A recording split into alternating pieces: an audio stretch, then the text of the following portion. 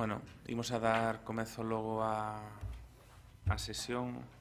Sabedes, supoño que estáis informados, que por acordo de xunta de portavoces, en caso de non rematar antes as 8:15, darase por levantada a sesión e os asuntos que queden pendientes, en caso de quedar, pues trasladaránse a seguinte, e que hai, en principio, compromiso de intentar, bueno, facer intervencións que non sobrepasen os tempos que nos marcamos no regulamento.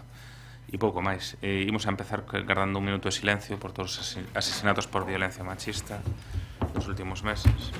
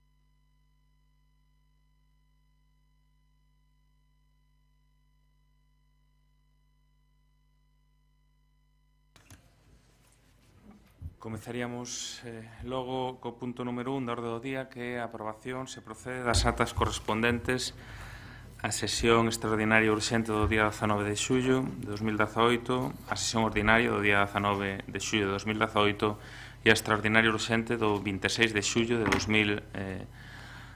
Son a número 10, 11 e 12. Algo que engadir ou incorporar ás actas? Enténdese logo, señor secretario, aprobadas por unanimidade. O punto número 2 sería a toma de posesión do cargo de concelleiro don Antón Barba Pereira, que comprobamos que non se atopa no salón de plenos, co cal non vai ter lugar, e pasaríamos os puntos 3 e o punto 4, que por acordo de xunta de portavoces non se van a someter a debate, e si a votación, por terse sometido a debate xa no seu momento e ter cada grupo fixado a súa posición no debate destes puntos que xa son aprobacións definitivas de dúas modificacións puntuais do plan xeral. Entón pasaríamos a votar, señor secretario, a terceira, que sería para os sinalamentos e aliñacións na Nacional 525 tramo 1 núcleo da Susana, e a cuarta, que ten que ver co ámbito do equipamento universitario EU2 do Grupo de Vivendas de San Ignacio de Loyola. Pasamos a votar. Si, votos a favor deste punto 3, aprobación definitiva da modificación puntual do Plan Xeral de Ordenación Municipal para o sinalamento de aliñacións na N525 tramo 1 núcleo de Susana. Unanimidade. O 4 sería aprobación definitiva da modificación puntual do Plan Xeral de Ordenación Municipal e do Plan Especial do Campus Universitario, Plan Especial 8, no ámbito do equipamento universitario EU2, Grupo de Vivendas de San Ignacio de Loyola. Votos a favor? Toda a corporación, unanimidade. O seguinte punto, e o primeiro someter a debate, a proposición do Grupo Municipal do BNG para mudar de urxencia o caduco globo presostático que cobre a piscina de Sar. Goretti. Sí, ben, pois moi boa tarde. Traemos, eu creo que nun momento que é o máis acaído xustamente para debatelo, nun momento en que se está xustamente cubrindo unha vez máis a piscina de Sar co globo que fai posible que poida haber piscina de inverno, unha proposición sobre un tema en que o Bloque Nacionalista Galego leva insistido moito nos últimos tempos, tanto neste mesmo pleno, como no consorcio, como en Xade, facéndose eco das demandas de moi boa parte das persoas usuarias da piscina de Sar, tamén entendendo pola nosa parte que non pode darse continuidade a unha infraestructura, neste caso, que está totalmente desgastada, que ten un problema moi grave e que ademais supón pois unha moito maior consumo enerxético e moito máis contaminante, aparte de ter problemas clarísimos de limpeza e mesmo cuestións de estética que non podemos manter desa maneira. O Bloque Nacionalista Galego, ademais, incluiu na súa negociación para dar o apoio aos orzamentos deste Concello do Grupo de Goberno no ano 2016, pois esta proposta de mudar de urxencia o globo que cubría a piscina de Sar, e levamos desde aquela agardando, nin no 2016, nin no 2017, cando xa incluíamos, ademais de outras cuestións, pois que se puidese dar tamén cumprimento a aqueles temas que quedaran pendentes do ano anterior.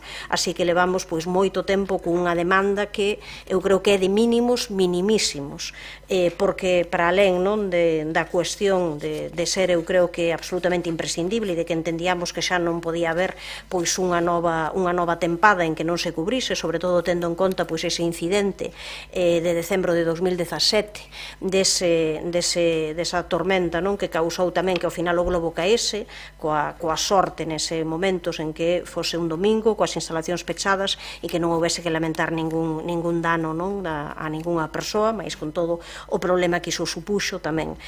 Nos entendemos que non se debería de proceder xa a volver a abrir as instalacións con este globo, que é o momento de facer esta mudanza, e insisto en que esta é unha cuestión de mínimos minimísimos, porque o certo é que non houbo ningún avance nestes anos en adecuar o que é a demanda moitísimo maior da oferta que hai nestes momentos de piscinas a esa demanda real de moitísimas persoas que queren ter pois máis instalacións. Quero lembrar aquí que houve pois esos outros momentos en que sí que se falou de facer pois unha posibilidade de facer un complexo deportivo en Santa Marta, un compromiso polo menos que había pois de facer que viña pois da etapa anterior do Partido Popular, en que non acabou realizándose, mas que había esa idea. O certo é que hai, vémolo as persoas que usamos a piscina con frecuencia, moitas veces moi pouco espacio, porque hai moitos clubes que utilizan, como é lóxico as instalacións que temos, e ao final para as persoas usuarias hai moi pouco. Así que entendemos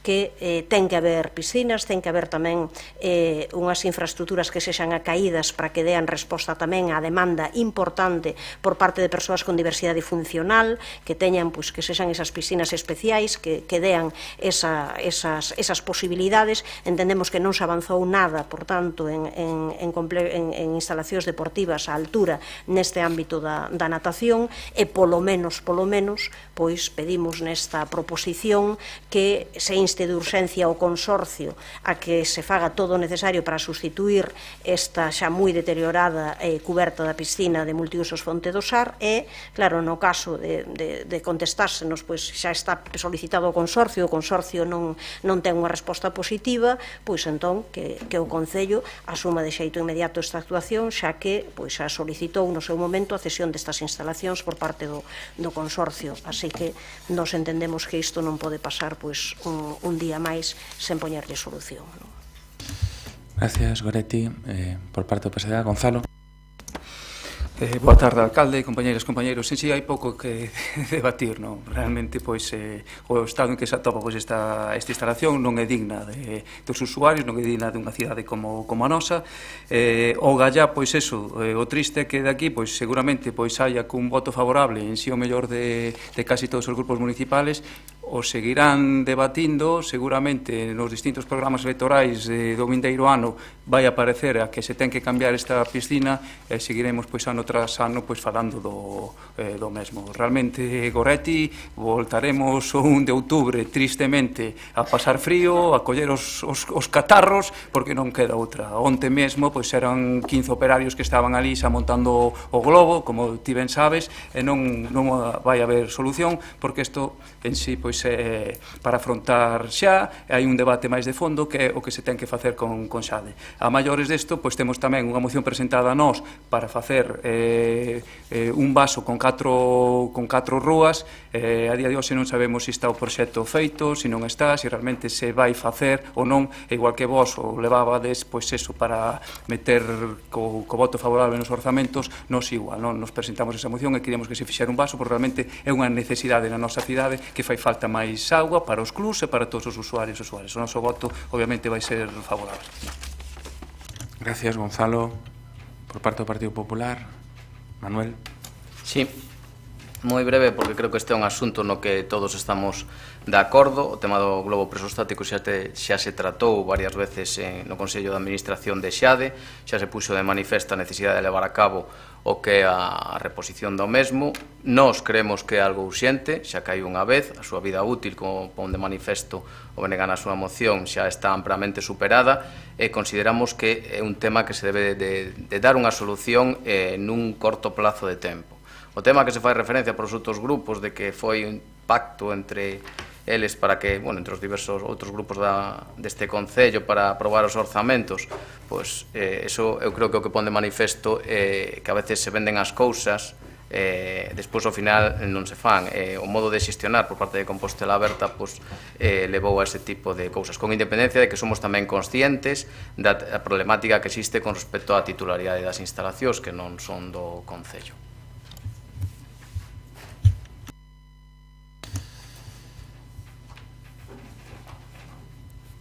Bueno, isto totalmente vou facer eu defensa porque é un tema que me toca directamente, totalmente consciente e concordo ca demanda, e o que pasa é que tampouco se entra na cuestión de fondo, non é unha cuestión únicamente de vontade política. Pareceme ben incluso como está redactada a propia proposición do Grupo Municipal do BNG, non se mola apoiar, porque hai un recoñecemento implícito na mesma, na solicitude de que a competencia do consorcio podría ser cuestionable que fora tamén da sociedade mixta que xestiona as instalacións. A ninguén se lle escapa, tanto os que estivemos ao longo da legislatura en Xade como os que continuamos, que a vida desa sociedade mixta tal como a coñecemos é finita e chega ao final da legislatura e que hai que mudala. E aí a ninguén se lle escapa que nin o consorcio mostrou disponibilidade por esas cuestións, porque está tramitando incluso un cambio de titularidade das instalacións para que pasen ao Concello, como na propia sociedade, porque non van facer un investimento importante no período que lles queda polo risco que hai de non poder amortizalo. Eso é así. Si logo eso se deriva a unha responsabilidade municipal, cando eu dubido que nós o mellor poderamos instalalo, aínda que hai vontade, estás estudiando e logo falo do práctico, bueno, pois queda moi ben na fase expositivo de incumprimento, pero no consorcio figura nas actas a solicitude de que o consorcio se asuma, tense falado en Xade e todos aquí o saben e o coñecen. Debería estar xa a transmisión da titularidade realizada, non sei se o saben, que está a ser dificultosa, entre outras cosas, por as irregularidades atopadas dentro do que foi a escritura dos terrenos onde figura un multiusos e onde se construiu un multiusos, non? Bueno, supoño que antes as cousas se facían máis alegremente, pero agora no expediente de cambio de titularidade para que pase o Concello o retraso que se está acumulando, porque nos estamos encontrando con graves problemas debido a que moitos dos terrenos onde figura multiusos non foron regularizados en escritura e pasaron a titularidade pública. E son esas cousas que un se vai atopando, non son as únicas, esta cidade dá moitas sorpresas. Vale. Evidentemente, se a titularidade xa tivera pasado para o Concello, nós o temos falado e teríamos disponibilidade de actuar, e nos parece ben o texto. De feito, falouse agora co novo xerente, que é consciente desta situación. Vais a adoptar de inmediato unha solución para suxeitar o globo actual, que é claramente deficitario, con instalación e con unha estrutura que conte con 60 puntos de anclaxe, vai ser evidentemente certificada por peritos, e o que se pretende conseguir unha mellor resistencia ao aire, garantir que no caso de que exista unha despresurización nunca chegue a caer a cuberta, non? Unha vez instalada a estrutura antes de abrir as piscinas, como decía antes, esta deberá contar con unha certificación oficial e hai unha empresa xa contratada para revisar e emitir. Esa é a solución definitiva? Non, pero nos quita a urxencia e a preocupación que todos temos de que un día xa un problema co globo. Nós estamos traballando unha solución de fondo para cando haxa o cambio de titularidade. Estás a estudiar a posibilidade de cambiar a actual coberta das piscinas por outra nova de diferentes características. Estamos indo máis a unha estrutura telescópica metálica con doble acristalamento. Temos incluso algo que non se pode chamar un anteproxecto para poder impulsala e que, bueno, que garantizará o que todos vos estades demandando, non? Con isto que quero decir que nós evidentemente vamos a votar a favor, que se vai a buscar unha solución agora certificada e de urxencia para garantir canto menos a seguridade, que esa non é a solución definitiva, porque eu concordo que non se garantizan as temperaturas e hai un problema de seguridade que xa quedou en evidencia, que foi unha estructura mercada no seu momento, creo que por unha vida de 8 anos e creo que xa leva o doble, entón, bueno, eso todo é así. E que agardemos que o proceso de cambio de titularidade canto antes aconteza, e se non, eu incluso estou disposto e estamos dispostos a intentar executalo nós, pero temos dúbidas de que eso podamos facer sin ter a titularidade e sin facelo a través da sociedade pública, pero por unha cuestión de seguridade. Entón vamos a votar favorablemente.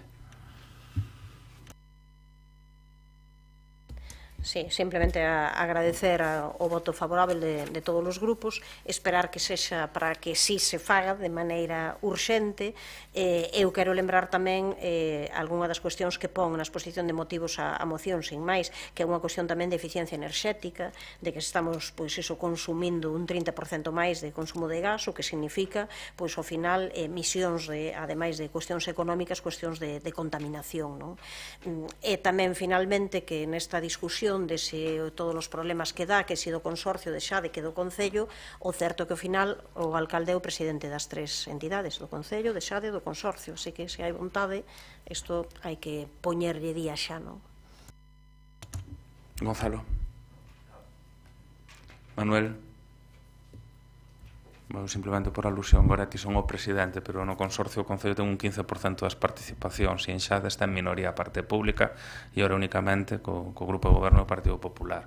O digo porque non a monarquía municipal de momento non chegou aquí para que eu poda tomar as decisións de maneira directa. Pero vamos a votar a favor.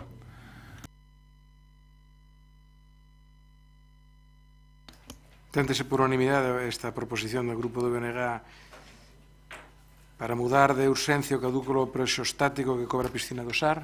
Unanimidade.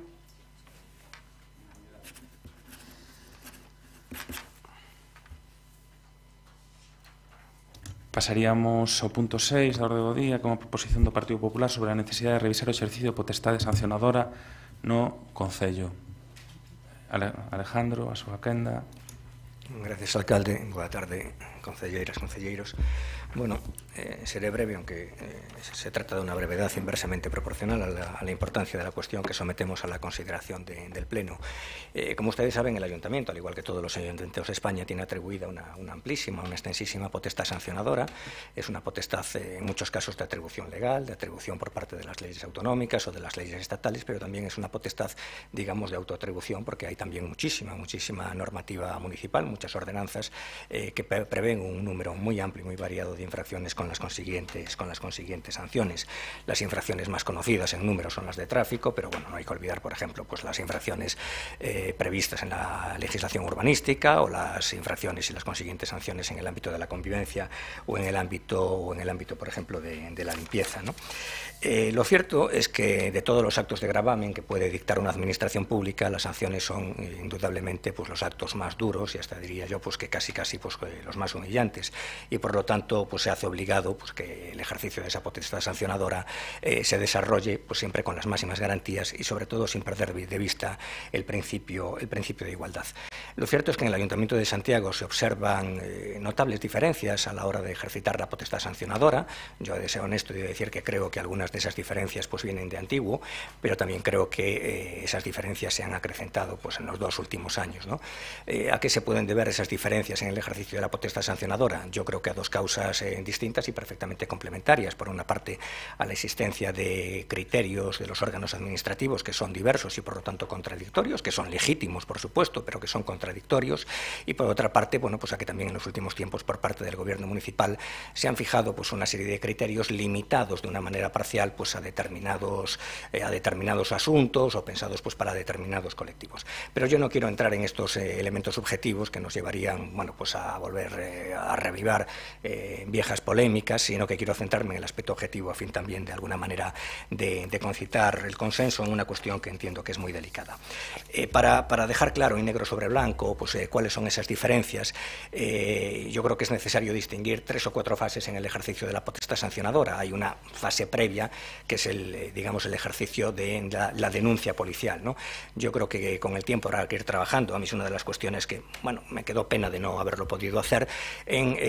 Habrá que ir trabajando en un intento de objetivar lo más posible lo que es la labor de inspección policial y que quede claro, bueno, pues que el celo que pone la policía a la hora de denunciar determinadas conductas, bueno, pues es un celo que responde pues a principios legítimos, que yo no lo pongo en duda, pero sería bueno que eso quedase claro de tal manera que no se produzcan a veces unos desequilibrios tan grandes como los que aparentemente se producen entre la denuncia de determinadas conductas, de determinado tipo de conductas y, bueno, pues una mayor lenidad en la apreciación del cumplimiento de otras normas. Pero las mayores diferencias no están precisamente en la denuncia policial. Las mayores diferencias se observan en las 3 fases que podríamos distinguir en un procedimiento sancionador, que grosso modo pues, son la fase de incoación, la fase de tramitación y la fase de resolución.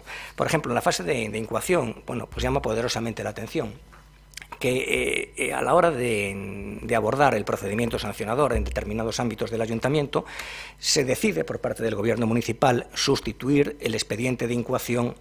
Perdón, se decide sustituir, sí, el expediente sancionador por el expediente de reposición, el expediente sancionador por el expediente de reposición de la legalidad urbanística. Yo no voy a entrar ahora a valorar si eso se ajusta o no se ajusta a la ley, ustedes sabrán, pero lo que es ciertamente llamativo es que esa sustitución del expediente sancionador por el expediente de reposición solamente se limite, bueno, pues a determinados departamentos o a determinadas actividades. Esto pues llama poderosamente la atención. En el ámbito de la tramitación de las sanciones también se observan pues diferencias que son difícilmente entendibles, ¿no? Ya nos hemos referido en algún pleno, bueno, pues a que hay determinados procedimientos sancionadores que se externalizan y otros no, con las consiguientes diferencias que eso tiene en orden a las garantías o en orden a la eficacia de los procedimientos. Hay procedimientos sancionadores pues, que alcanzan unos niveles de eficacia altísimos, mientras que hay otros en los que yo creo que se acumulan las caducidades y las prescripciones, pero después hay casos además especialmente desangrantes en lo que se refiere pues, a la aplicación de las reducciones que plantea la ley, ¿no? Hay, por ejemplo, departamentos en los que a una propuesta de sanción va acompañada del ofrecimiento de una reducción del 40% en aplicación del artículo 85 de la ley, y hay otros departamentos municipales donde no solamente se ofrece un 20% de reducción. Son 2 criterios legítimos. Yo incluso he hablado pues, con los instructores que plantean estos criterios de manera divergente y es legítimo, pero es legítimo como debate, digamos, intelectual en clave interna. Yo creo que de puertas afuera no es presentable que una misma administración, en función de cuál sea el departamento, ofrezca una reducción del 40% o ofrezca una reducción únicamente del 20%. En la fase, por ejemplo, ya de ejecución, que sería de resolución, que ya sería, digamos, la tercera fase que hemos distinguido, también se observan pues, notables diferencias. Por ejemplo, pues, en un determinado ámbito, pues, el Gobierno municipal decidió fijar unos criterios para que la imposición de las sanciones se hiciera siempre en el tercio más bajo del grado. Pero eso sucede pues, específicamente en el Departamento de Urbanismo en relación pues, con la hostelería nocturna. Pero en el mismo departamento, en relación, por ejemplo, con el cumplimiento de las normativas de terrazas, pues a lo mejor eso no sucede, o no sucede en el departamento a lo mejor del señor Xanduro. Por lo tanto, también en la fase de resolución vemos que hay notables diferencias, ¿no? Como hay también notables diferencias cuando no se hace un distingo entre los ciudadanos, que son la mayoría, que únicamente de manera ocasional incurren en una determinada infracción, y aquellos que son una minoría que incurren en reiteración o en reincidencia en el ejercicio de la potestad sancionadora. Y en términos globales vemos también que esa falta de criterio da lugar pues a resoluciones en fin, ciertamente llamativas y yo creo que muy sangrantes. Yo recuerdo, por ejemplo, pues a principio de mandato, pues la señora Lois, y con esto no la culpo, es decir, firmó, porque bueno, pues fue la propuesta de la instructora, una sanción que era Alejandro, hai que ir rematando. Sí, de feito, me despistei, porque se que de ser escrupuloso xa vai un minuto. No voy a utilizar prácticamente réplica, vale, supongo perfecto. que no habrá motivo para hacerlo. Por ejemplo, recuerdo pues que firmó una resolución en la que se sancionaba pues a una vendedora ambulante pues con 1.250 euros. O hace poco el señor Duro firmó una resolución en la que se sancionaba un comercio de Santiago con 1.250 euros por poner una mesa con golosinas a la puerta del establecimiento como atractivo para los clientes. Y uno dice, por esto 1.250 euros. Y después ve otras sanciones donde la afectación a los bienes jurídicos pues resulta notoriamente más grave, que como consecuencia de la aplicación de otros criterios pues se queda pues prácticamente en nada. Yo creo que estamos, como digo, ante un asunto que es un asunto delicado, porque yo creo que el ejercicio de la potestad sancionadora contra los ciudadanos debe reunir las máximas garantías, y la primera de las garantías es el principio de igualdad o el principio de equidad, y por eso nosotros proponemos la constitución de un grupo de trabajo en el que estemos representados todos los grupos políticos, pero que en el que participen fundamentalmente los instructores o los jefes de servicio responsables de la tramitación de estos expedientes, y se revisen todos estos criterios que son divergentes y que son contradictorios. Yo creo que es una cuestión, digamos, de ética pública el ser especialmente sensibles con el cumplimiento de los principios constitucionales a la hora de aplicar las sanciones. Nada más, gracias. Gracias, Alejandro. Quedarías prácticamente sin tempo para a réplica. E por parte do BNG, Rubén. Sí. Grazas, señor alcalde. Boa tarde a todos e a todas, non?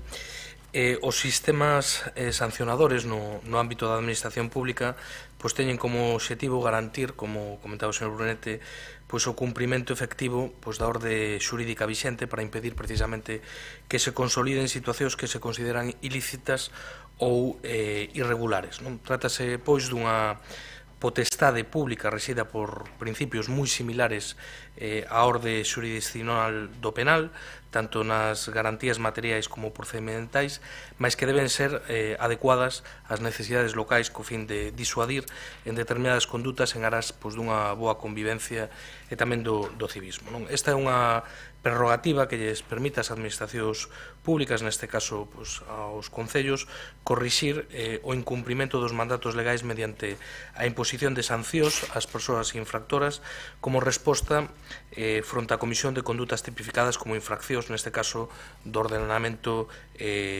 normativo municipal. Deste xeito, o Concello ten a facultade non só de aplicar as normas sancionadoras existentes, senón ademais de innovar no réxime xurídico sancionador na medida en que o ordenamento xurídico lle recoñece pois, os regulamentos administrativos pois, certa marxe de actuación nesta materia. O que é certo é que no caso concreto do Concello de Santiago o que non pode ser é arbitraria na aplicación deste sistema sancionador, nin aplicalo, como sucede ás veces, incluso por erro administrativo cando non corresponde, non? Nese sentido, incluso somos coñecedores e coñecedoras de casos de establecemento de recargos tributarios por erros, pois, por exemplo, non imputáveis á veciñanza derivados pois, de problemas administrativos de outra índole, non? Nos estamos de acordo non co fondo do que plantexa esta proposición do grupo do Partido Popular, non? Nos estamos de acordo en que é necesario homoxenizar e que, desde logo, é necesario correxir pois, criterios que poden ser diverxentes, incluso contradictorios dentro da propia casa, non? O que creemos é que non só fai falta homoxenizar, non? Nos creemos que tamén fai falta revisar, non? O noso grupo foi especialmente crítico no pasado e tamén no presente a respecto a determinado tipo de interpretacións desa potestade sancionadora, non? fúmolo cando na anterior etapa do Partido Popular se sancionaba, por exemplo, unha explotación agraria en base a unha ordenanza destinada a regular o uso de mascotas. Sómolo agora con Compostela Aberta cando se ten sancionado a veciños e veciñas deste concello por colar cartaces en sitios onde ten colado publicidade institucional o propio Concello de Santiago de Compostela. Somos e seremos críticos ca externalización de determinados modelos e servicios concretos sancionadores e, en definitiva, creemos que o que habría que abordar é dun xeito global esta cuestión, tanto desde unha perspectiva de homoxenizar como desde unha perspectiva de revisar e de corregir cousas que creemos que é importante revisar, unificar e tamén adecuar o conxunto do réxime sancionador municipal co fin de que cumpla co seu efecto, que debera ser fundamentalmente disuasorio e que incluso permitirá a conmutación de multas por traballos a favor da comunidade e non ter un carácter nin represor nin recadatorio como norma. Por lo tanto, imos votar favorablemente a proposición. Paco. Grazas, señor alcalde. Moi boa tarde, compañeras e compañeros de corporación. Eu vou tentar de ser claro, non sei se breve, pero sí claro respecto desta proposición. O primeiro que me gustaría sería pedirlle, neste caso ao ponente da proposición, que aclarara unha cuestión que a mí me xurdiron dudas cando alín e agora tamén na súa exposición oral. É a seguinte: se o que se está a pedir é unha comisión de investigación sobre os procesos sancionadores que se levan a cabo neste Concello ou non. O digo porque, nese caso, eu entendo que o que habería que facer sería indicar exactamente que expediente se pretende investigar, cales son os feitos que levan a ter unha sospeita fehaciente dunha falta de objetividade ou dunha arbitrariedade e, polo tanto, pedir unha comisión de investigación ad hoc. Se non é así, nós o que entendemos é que esta proposta estaría baseada en dúas cuestións. A primeira, ese novo dereito que aparece dun dereito á boa administración, e que aparece en toda unha serie de normativa da Unión Europea, e que ademais ten toda unha serie de sentenzas que xa existen neste momento, ademais bastante recentes. Eu concretamente vou comentar un par delas dos Tribunais Superiores de Xustiza, neste caso da Comunidade de Valencia, que o que fan é anular, neste caso, toda unha serie de expedientes e de sancións, concretamente a administración local, particularmente de concellos, nun caso por falta de ponderación administrativa dos intereses e de feitos relevantes do caso. Por exemplo, se vincula a boa administración con análisis profundo dun determinado expediente administrativo e se conclúe unha insuficiencia da fundamentación ofrecida, unha ilegalidade da decisión por mala administración, e, polo tanto, isto sí que xustificaría unha comisión de estudo que o que fixera fora avaliar a posibilidade de mellora dos protocolos, de uniformidade de criterios, e que esa comisión de estudo lle propuxera as súas conclusións e as elevara a Xunta de Goberno para que tomara as decisións oportunas e iniciara todo un proceso. Iso por unha banda. E por outra banda, facía referencia ao voceiro do Bloque Nacionalista, oponente agora do Bloque Nacionalista Galego, perdón, Goretti, cando face unha referencia ás ordenanzas de convivencia. É certo que esas ordenanzas están ampliando moitísimo a necesidade de controle de vixiancia da veciñanza e das súas actividades.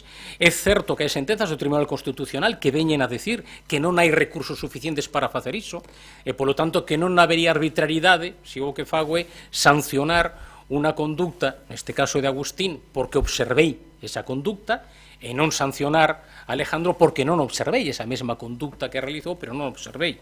Pero que eso tamén está a mudar. É dicir, existen xa sentenzas nas que se está condenando a responsabilidade da administración local con independencia deses recursos e desa observación. Se me permite, xa remato, pois atopei un par de sentenzas, unha delas do Tribunal Superior de Xustiza do País Vasco, no que se condena a un concello a indemnizar polas lesións sufridas por un veciño porque cae ao resbalar polas deposicións dun can existentes na beira rúa. Ou, por exemplo, noutro caso, porque se condena ao concello a indemnizar polos danos sufridos nun accidente de circulación motivado pola existencia dunha mancha de aceite na calzada derramada por un terceiro. Polo tanto, é certo que o novo marco jurisprudencial sí que levaría a facer ese esforzo de mudar a protocolización dos procesos sancionadores e a uniformizar toda unha serie de criterios. Tamén teño que decir que, sinceramente, non é o Partido Popular ni ningún outro grupo de oposición quen tiña que traer esta proposta aquí, senón o grupo de goberno. Mais nada, moitas gracias. Gracias, Paco. Sanduro. Ben, boa tarde a todos e a todas. Eu vou me cinguir un pouco ao texto da proposición do Partido Popular, no que fala moito de sorpresas, e eu vou contrapoñer as miñas propias sorpresas diante desas sorpresas, porque, señor Brunete, sorpréndeme tamén, é moito que lle sorprenda que haxe máis denuncias e sancións en tráfico que noutros ámbitos de actividade. Vostede foi responsable deste departamento igual que a min, e, por tanto, sabe que a actividade circulatoria é dunha intensidade que non ten comparación con ningunha outra competencia municipal, e, polo tanto, o número de sancións garda a mesma proporción.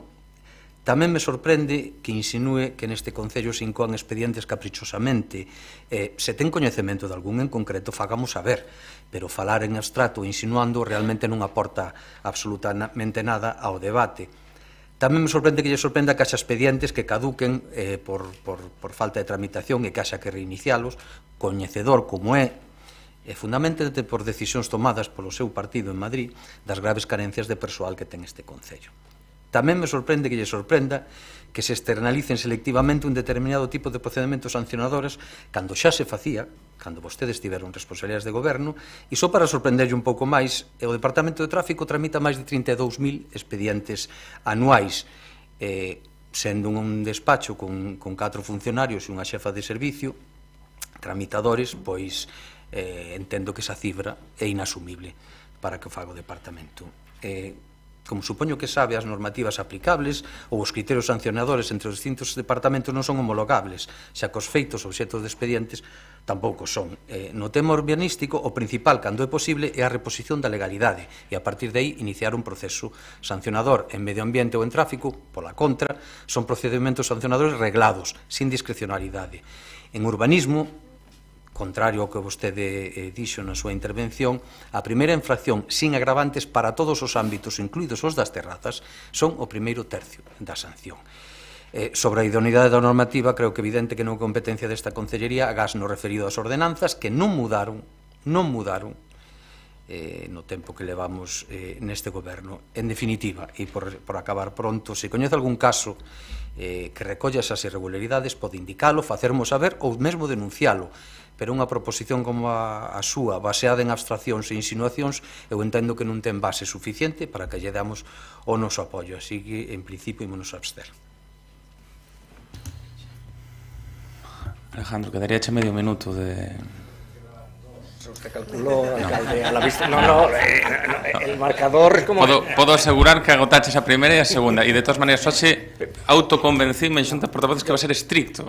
Son 2 minutos. No, que no me extiendo, alcalde. Simplemente no esperaba, además, la intervención del señor Reyes. Señor Reyes, yo he cuestionado duramente en meses pasados el ejercicio de la potestad sancionadora por parte de algunos concejales del grupo de gobierno, y me mantengo en todo lo que he dicho y me reservo el derecho a exigir las responsabilidades que correspondan o incluso una comisión de investigación, pero hoy no es el día, ni estoy planteando eso, estoy planteando una comisión de estudio de los criterios que se están aplicando en los diversos departamentos. Señor Duro, como no hay tiempo, pues incluso le contestaré por escrito, cuando yo soy muy consciente de que las sanciones de tráfico son lógicamente más elevadas que las sanciones o que las infracciones se cometen en otro orden, pero yo he utilizado en mi proposición el adjetivo creciente, porque el número de infracciones en los últimos años se está disparando de una manera que yo creo que es absurda. Respecto al expediente de reposición, vuelvo a insistir, lo que no es lógico es que se aplique la sustitución de la sanción por la reposición en un departamento o un ámbito de actividad y no en otros departamentos o en ámbitos de actividad. Yo creo que la ley no lo permite en ninguno, pero si ustedes entienden que lo permiten, entiéndanlo para todo el mundo, ¿no? Después, la graduación, es que, oiga, es que dice usted unas cosas, dice que se aplican el primer tercio. En el primer tercio se aplica en urbanismo, pero en su departamento no se aplica en el primer tercio. Se aplica en el tercio más elevado. A eso es a lo que me estoy refiriendo. Existen unas diferencias que son objetibles y que están estudiadas. Le pasaré un montón de expedientes numerados donde se observan todas esas diferencias. En todo caso, quiero agradecer a los otros dos grupos de la oposición que hayan aprobado una proposición que se ha formulado además en los términos más constructivos. Nada más. Gracias, Alejandro, por asustarte un minuto. ¿Algo que engadir, Xan? No. Pasamos a votación, señor secretario. Votos a favor desta proposición do Grupo Municipal do Partido Popular sobre a necesidade de revisar o exercicio da potestade sancionadora no Concello. Votos a favor. BNG, PP, PSOE.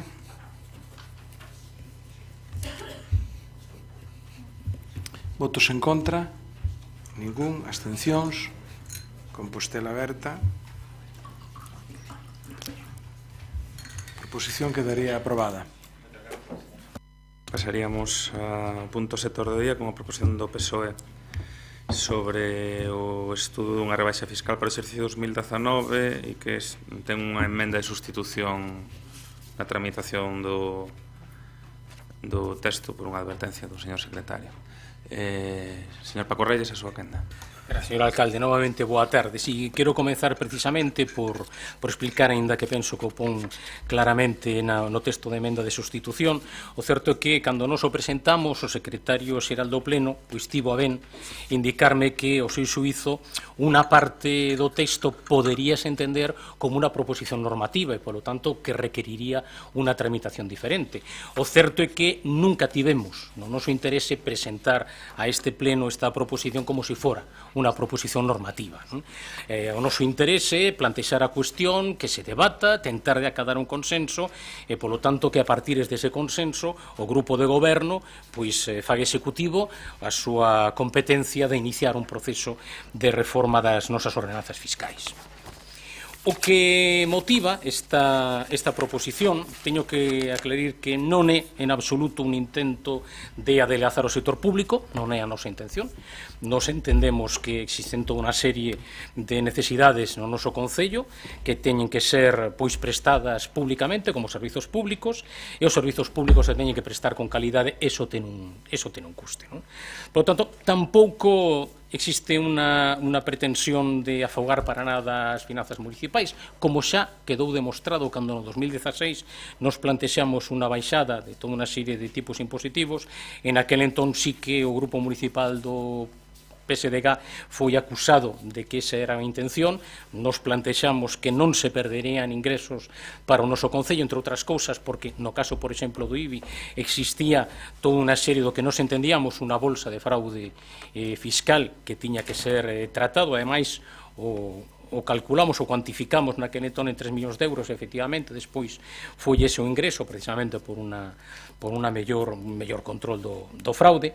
Polo tanto, nos entendemos que tampouco se justifique esta proposta que facemos pola mala xestión e as dificultades que ten amosado Compostela Aberta ao longo deste mandato en executar o orzamento, porque senón nos levaría a unha situación, pois, a verdade que curiosa, como decir, bueno, canto máis executes, máis debería subir os impostos, precisamente porque executas moito. Ese non é o caso. Outra cousa é a crítica que se lle poda facer e que faremos cando chegue o momento do debate da conta xeral. Nos o que entendemos é que neste momento en Santiago de Compostela atopámonos que somos, según un estudo, ademais vou referirme claramente, un estudo da Universidade de Vigo, que amosa que Santiago de Compostela é a segunda cidade das maiores de 50.000 habitantes nas que ten máis ingresos non financieros per cápita. No noso caso, 1.008 euros. Que máis ten é Ourense. E a carga dos impostos directos e indirectos por habitante, novamente, Santiago de Compostela é a que presenta unha maior carga fiscal, con 486 euros novamente por detrás de Ourense. E se engadimos as tasas, os prezos públicos e outros ingresos, o que é o capítulo 3 de ingresos, pois atopámonos que tamén seríamos a segunda cidade con maior presión fiscal per cápita, neste caso 676 euros. Si pensamos, por exemplo, no IBI urbano, pois atoparíamos que somos a segunda cidade con un importe medio maior por recibo. O mesmo pois acontecería se o que pensamos é un recibo por habitante, porque pensamos que o problema non é tanto simplemente o tipo impositivo, senón canto é a cantidad de recibo. Cando di o goberno que entende que o mellor é congelar os impostos, hai que dicir claramente que o IBI vai subir se se conxela o tipo, porque vai medrar, obviamente, por mor do catastrazo, vai medrar a base imponible. Por lo tanto, nos entendemos que, ademais, se justifica tamén unha baixada de impostos nos vehículos de tracción mecánica para moitas familias que teñen fillos. É un ben non de luxo, sino de primeira necesidade, ter un automóvil. Curiosamente, na nosa cidade temos os tipos máis baixos en referencia os vehículos que teñen máis caballaxe, máis potencia fiscal, polo tanto, os máis caros e de xente con máis capacidade adquisitiva.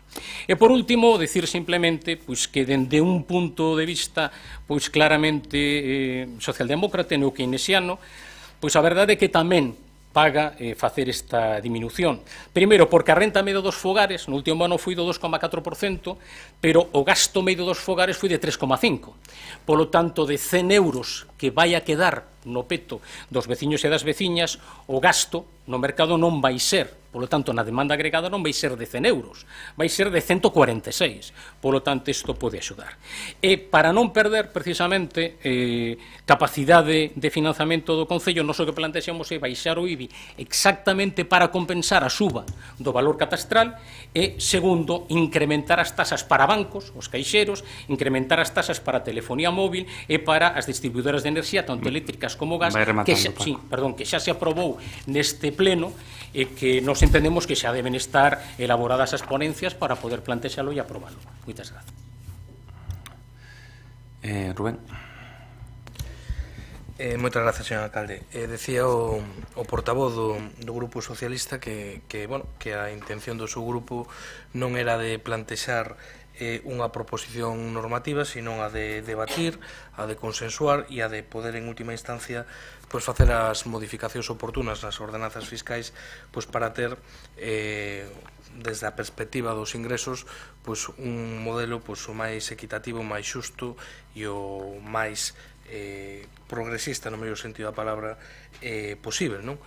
Claro, nós con eso estamos de acordo, non? Sin embargo, nós o que non vamos a entrar no día de hoxe a valorar a concreción da proposición do Grupo Socialista por entender precisamente que non é este o momento nin o formato de abordala. Nós creemos que certamente sí ou sí se debería abordar a modificación das ordenanzas fiscais deste Concello. Para o Bloque Nacionalista Galego non sería entendível que por terceiro ano consecutivo se volvan a conxelar as ordenanzas fiscais.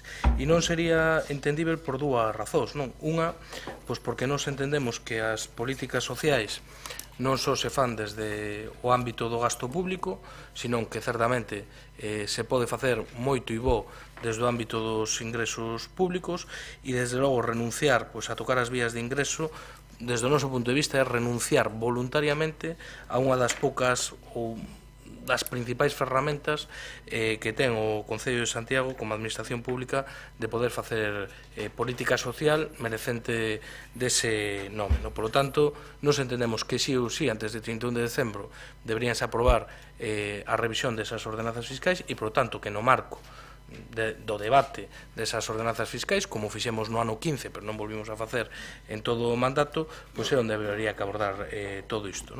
Dito iso, para nós, a maiores de cuestións que plantexa o Grupo Socialista, hai cuestións que nos resultan importantes, non? Falámolas hai 3 anos e, por desgracia, non as pudemos volver a falar porque se nos privou da posibilidade de falar disto, non? A nos gustaríanos que esas novas ordenanzas fiscais incorporaran algo do que temos xa falado, debatido, incluso acordado, que era o tema dos impostos á carta e como poder facer outra modalidade, como teñen moitas outras cidades, de poder ter fraccionamentos incluso en 12avas partes, incluso acumular diferentes impostos e que os veciños e as veciñas teñan as maiores facilidades posibles para poder abordalos. Gustaríanos que se pudera abordar en serio un debate sobre o tema da vivenda baleira. A min sorpréndeme como para moitas cousas aquí se traen copiadas de xeito literal iniciativas de outros concellos de fora de Galiza e en cambio algunhas cousas que se están facendo interesantes noutros sitios non se plantexan abordar aquí no Concello de Santiago e falo nomeadamente o que ten que ver co tema das vivendas baleiras. Tamén outra cuestión, nos trouxemos unha proposición a este pleno, aprobouse por unanimidade que tiña que ver con pedir o pagamento, tal e como marcan 5 sentencias do Tribunal Supremo, do que teñen que ver as suministradoras eléctricas por seu paso polo termo municipal de Santiago, tanto en termos de gasoductos como en líneas de alta tensión. Que me corrixa a concelleira, creo que hai que facer unha modificación das ordenanzas fiscais para facer iso, non?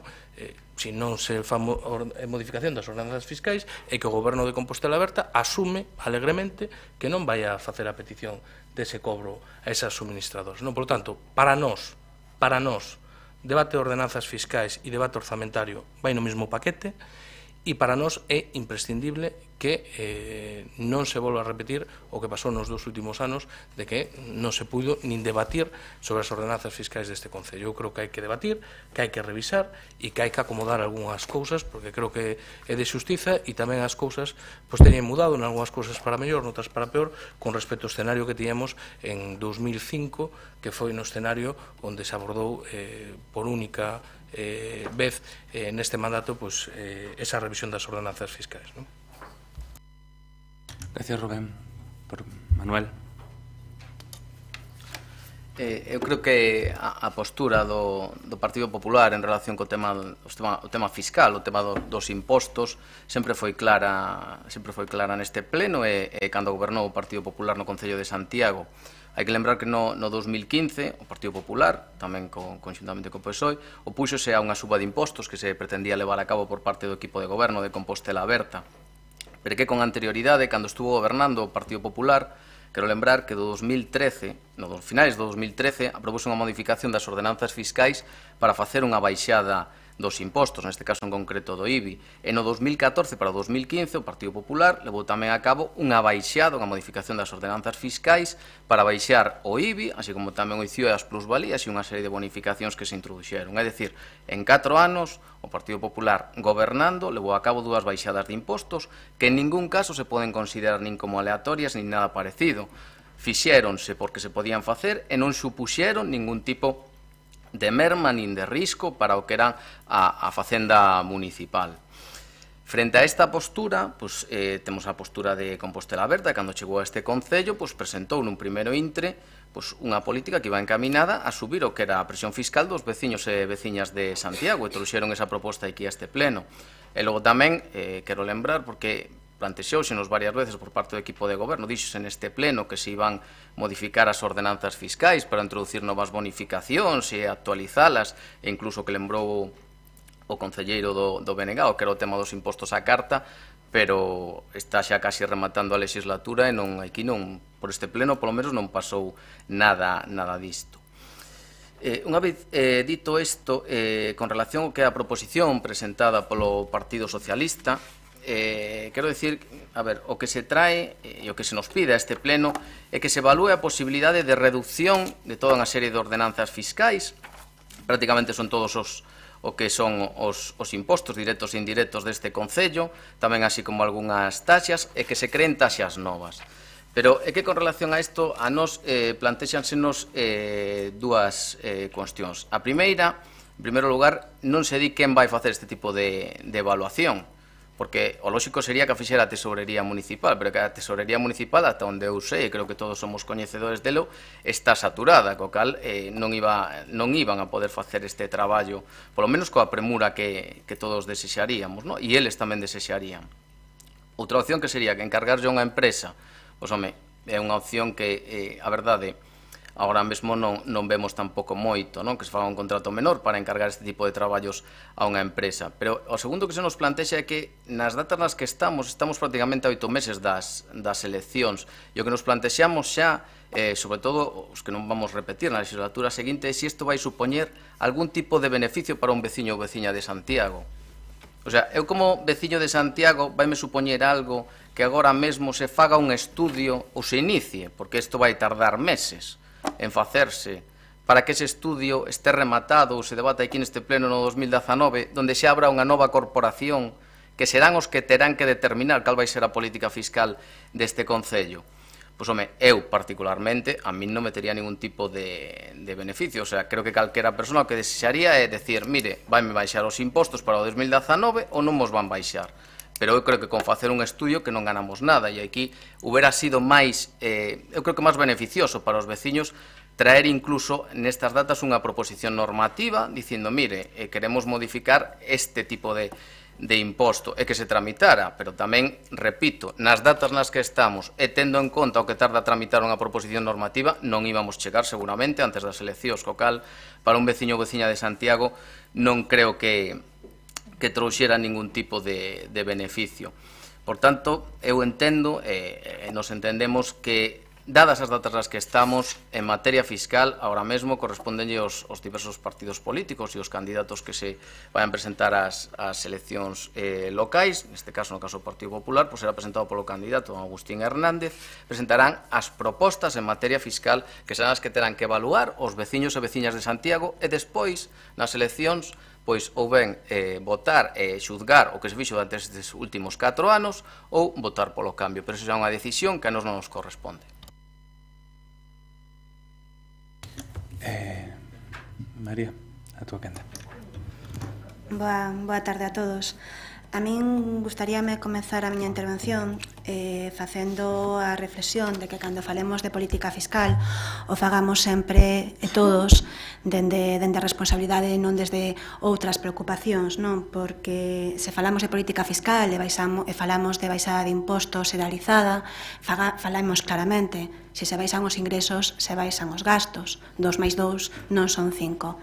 Non é posible propoñer unha baixada de impostos xeralizada en impostos como o IBI, como se propón estudiar na proposición do Partido Socialista, o IBI, o principal imposto dunha administración local, e dicir que se van a compensar eses ingresos que se perden con tasas como o cobro por caixeros automáticos. Eu celebro que o Partido Socialista comparta a proposta de Compostela Aberta de cobrarlle os caixeros automáticos, porque é unha proposta que puso en marcha por primeira vez Compostela Aberta no ano 2015, incluíndoa no plan de control tributario. Antes non se cobraba nin se inspeccionaba. Creo que hai que facelo, é importante facelo, non só por un motivo de recadación, sino de inspección e de xustiza tributaria, pero estamos a falar de 10.000 euros aproximadamente. Non vai facer moito 10.000 euros nun orzamento de 100 millóns de euros para compensar baixadas de impostos xeralizadas, non? Relacionado ca telefonía móvil, despois, a continuación, temos outro punto na orde do día do Pleno que non parece moi esperanzadora na recadación de fondos neste sentido de tasas de telefonía, non? Despois hai outras propostas do Partido Socialista que veñen aquí contempladas na proposición sen ganas de entrar no detalle delas, a que se propón estudialas, pero que non ten pois moito sentido, non? Comentar como se comenta, e acaba de comentarlo tamén o Bloque Nacionalista Galego, de que se compense a baixada de impostos aplicando o 50% de recargo ás vivendas baleiras, que é unha proposta que se incluiu na ordenanza fiscal de 2015 por proposta do Concello de Santiago, pero que tamén, non sei se por parte do Bloque Nacionalista o saben, pero por parte do Partido Socialista se opón na súa propia proposición, depende dun regulamento de vivenda baleira ou autonómico ou estatal, así o dio o Partido Socialista, non? De feito, en aqueles municipios onde o teñen desenvolvido, como pode ser o Concello de Barcelona, o teñen porque a Generalitat así o desenvolveu, non? Eu aproveito esta oportunidade para pedirlle ao Partido Socialista que nos bote unha man ali en Madrid co goberno estatal, que por fin desenvolvan ese regulamento de vivenda baleira e que así lle podamos gravar esas vivendas baleiras non só os bancos, senón a todos os multipropietarios que teñen vivendas baleiras na nosa cidade, non? Hai outras cuestións tamén que non se entenden, como as propostas de modificación do imposto de plusvalías, que se propón unha cota tributaria dun 22%, que é exactamente a mesma que existe agora mesmo na ordenanza fiscal. Non sei se o Partido Socialista me está propoñendo unha conselación de imposto, pero vamos, a proposta que ven aquí na súa proposición é exactamente o que existe agora mesmo na ordenanza fiscal, non? Non sei, cando se fan propostas mentras está na oposición, que nunca se fixeron cando se está no goberno, pois a verdade é que pode provocar un efecto ás veces de descrédito ou de preocupacións de outro sentido que non son os intereses da cidadanía, non? O vemos tamén agora mesmo na política estatal, como mentras gobernou Rajoy os impostos foron incrementados a pesar das promesas de baixalos, e agora 4 meses despois dun cambio de goberno pois hai propostas do Partido Popular de baixar os impostos. O decía ao principio da miña intervención, as propostas teñen que ser realistas, se se baixan son ingresos, se teñen que baixar os gastos, unha cousa vai unida ca outra, e os gastos no Concello, pois, nos últimos anos víronse incrementados, non só por cuestións do Concello, senón algunhas son alleas ao goberno municipal, os custos dos servicios se incrementan, o IPC incrementase, os salarios incrementanse non tanto como deberían na administración pública, pero incrementanse. Despois hai outras propostas que sí que foron incrementos reflexionados e planteados polo goberno de Compostela Aberta e realmente cunha clara vontade, non? Cunha clara vontade de incrementar e mellorar servizos públicos, incrementar as políticas sociais, incrementar as bolsas de comedor escolar e actividades extraescolares en máis un 700%, pasaron de 70.000 euros no 2013 a case 600.000 euros no 2018, implementar a ordenanza de garantía básica, ter contratos de mantemento que dean un servizo real o que necesita a nosa cidade, non ter a cidade abandonada no seu mantemento como estaba cando nos chegamos, e nós non estamos dispostos a torpedear o seu financiamento, nin torpedear e desmantelar os servizos públicos nin as políticas sociais, non? Dito todo isto, a proposta, para ir rematando, a proposta está feita para analizar e estudar unha serie de posibilidades. Hai propostas vinculadas ás bonificacións que nos entendemos que sí que poden ser estudiadas, que nos entendemos que unhas políticas fiscais para ser máis justas e máis distributivas posibles hai que poñer o foco nas bonificacións fiscais, así o fixemos no 2015, incrementando... Vai rematando, María. Si eso complemento, reduces menos seguinte turno, nos consideramos que as políticas fiscais teñen que pasar por unhas bonificacións maiores, así o fixemos no 2015, non? Incrementando máis dun 30% algunhas bonificacións, como foi a bonificación por carencia de servicios no rural, nas vivendas do rural, por carencia de abastecemento, saneamento ou alumeado público, que se incrementaron máis dun 30% por unha aposta clara por parte do Goberno polo reequilibrio territorial e por unha aposta clara polo rural. En ese sentido, estamos dispostos a analizar esas propostas de bonificación sempre para que o Concello teña pois unha política fiscal e de impostos máis xusta, non? Nada. Bueno, se non me fas un brunete, quedanche 2 minutos para a segunda intervención. Paco Reyes. Pois grazas, alcalde. Vou tentar de ser breve nas respostas. Bueno, primeiro o BNG, pero vou facer extensivo aos outros dos grupos. Cando fala de excesiva concreción, o certo é que é unha proposta, pero falamos de valorala. Por lo tanto, a nos, o que nos interesaría sería pois que tivéramos entre todos un compromiso de revisar as ordenanzas fiscais. Para nos eso xa sería un compromiso. ¿Vale? Con respecto ao Partido Popular, bueno, eu simplemente faría un plantexamento moi claro. É dicir, eu non estou en campaña electoral. Eu non estou. Por lo tanto, para min este non é un ano electoral, para min este é un ano máis do mandato. É que hai que traballar, é que hai que mirar polos intereses dos veciños e veciñas, independentemente de que sea o último ano do mandato. Con respecto ao que decía a concelleira de Compostela Aberta, home, responsabilidade, sí, tamén se me acusou de irresponsable no 2015 e finalmente non foi un problema de afogamento das finanzas do Concello, vale? E por outra banda, nos o que plantexamos con respecto ao IBI é que compensemos exactamente o que vai subir o valor do catastro con unha baixada do tipo para que non teñen un incremento nos recibos veciños, pero que non perde ingresos o Concello. Bueno, o que nos pedía nos xa cumprimos, os deberes. Hai algo máis de 48 horas xa foi anunciado pola ministra de Economía que ia haber precisamente ese intento de poder cobrar ese incremento do IBI nas vivendas baleiras, particularmente as dos bancos, non? Mire, unha referencia que facía vostede, eu non me sento vencellado en absoluto as decisións que tomou Mariano Rajoy, baixo ningún punto de vista, vale? Así de claro yo digo. Claro, dar lección sobre políticas sociais cando deixas en gastar no orzamento 2017 1.200.000 euros en asistencia social primaria, ou dar leccións con respecto a políticas sociais cando deixas en gastar 950.000 euros en fomento de emprego, non sei, é complexo, non? É certo da carencia de servizos, que decía vostede, de unha bonificación do IBI, pero nos entendemos que se pode mellorar, e, polo tanto, se pode facilitar ainda máis. O que me quedo, fundamentalmente, ao final da súa intervención, de que están dispostos a revisar determinadas ordenanzas fiscais. Non estamos dispostos a tachar todos os números que presentamos nesta moción, si no conxunto das 4 forzas políticas que teñan representación aquí, o acordo é que imos revisar as ordenanzas fiscais, porque efectivamente un orzamento, aí digo mesmo que o representante do Bloque Nacionalista Galego, un orzamento é ingresos e gastos, os dous. Moitas gracias.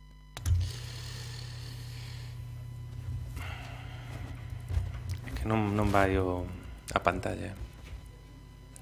Iba demasiado ben a cousa.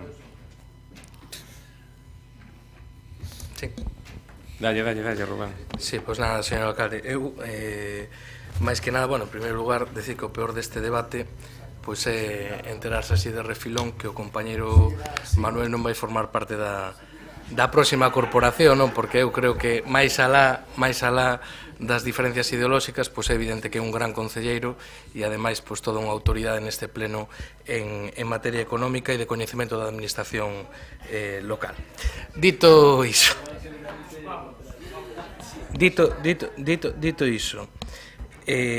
con respecto ao que comentaba a concelleira de Facenda, eu non defendo en abstracto as rebaixas de impostos, non o fago, quer dizer, ese é un argumento liberal e neoliberal por excelencia. Non o defendo en termos de laboratorio en abstracto, a baixada de impostos como algo positivo, non?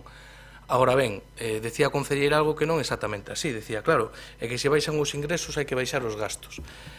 Claro, nunha situación normal sí, pero cando queda sin executar o 80% do capítulo 6 de investimentos e cando quedan millóns e millóns de euros sin executar, pois non necesariamente ten que implicar que unha reducción nos ingresos do Concello impliquen unha reducción no gasto real do propio Concello, non? Por lo tanto, creo que hai marxe, non digo que haxa que facelo, digo que cando menos hai marxe para poder estudalo si as decisións que se tomaron a final do ano 2015 pois deberán seguir vixentes ou non a estas alturas do ano 2018.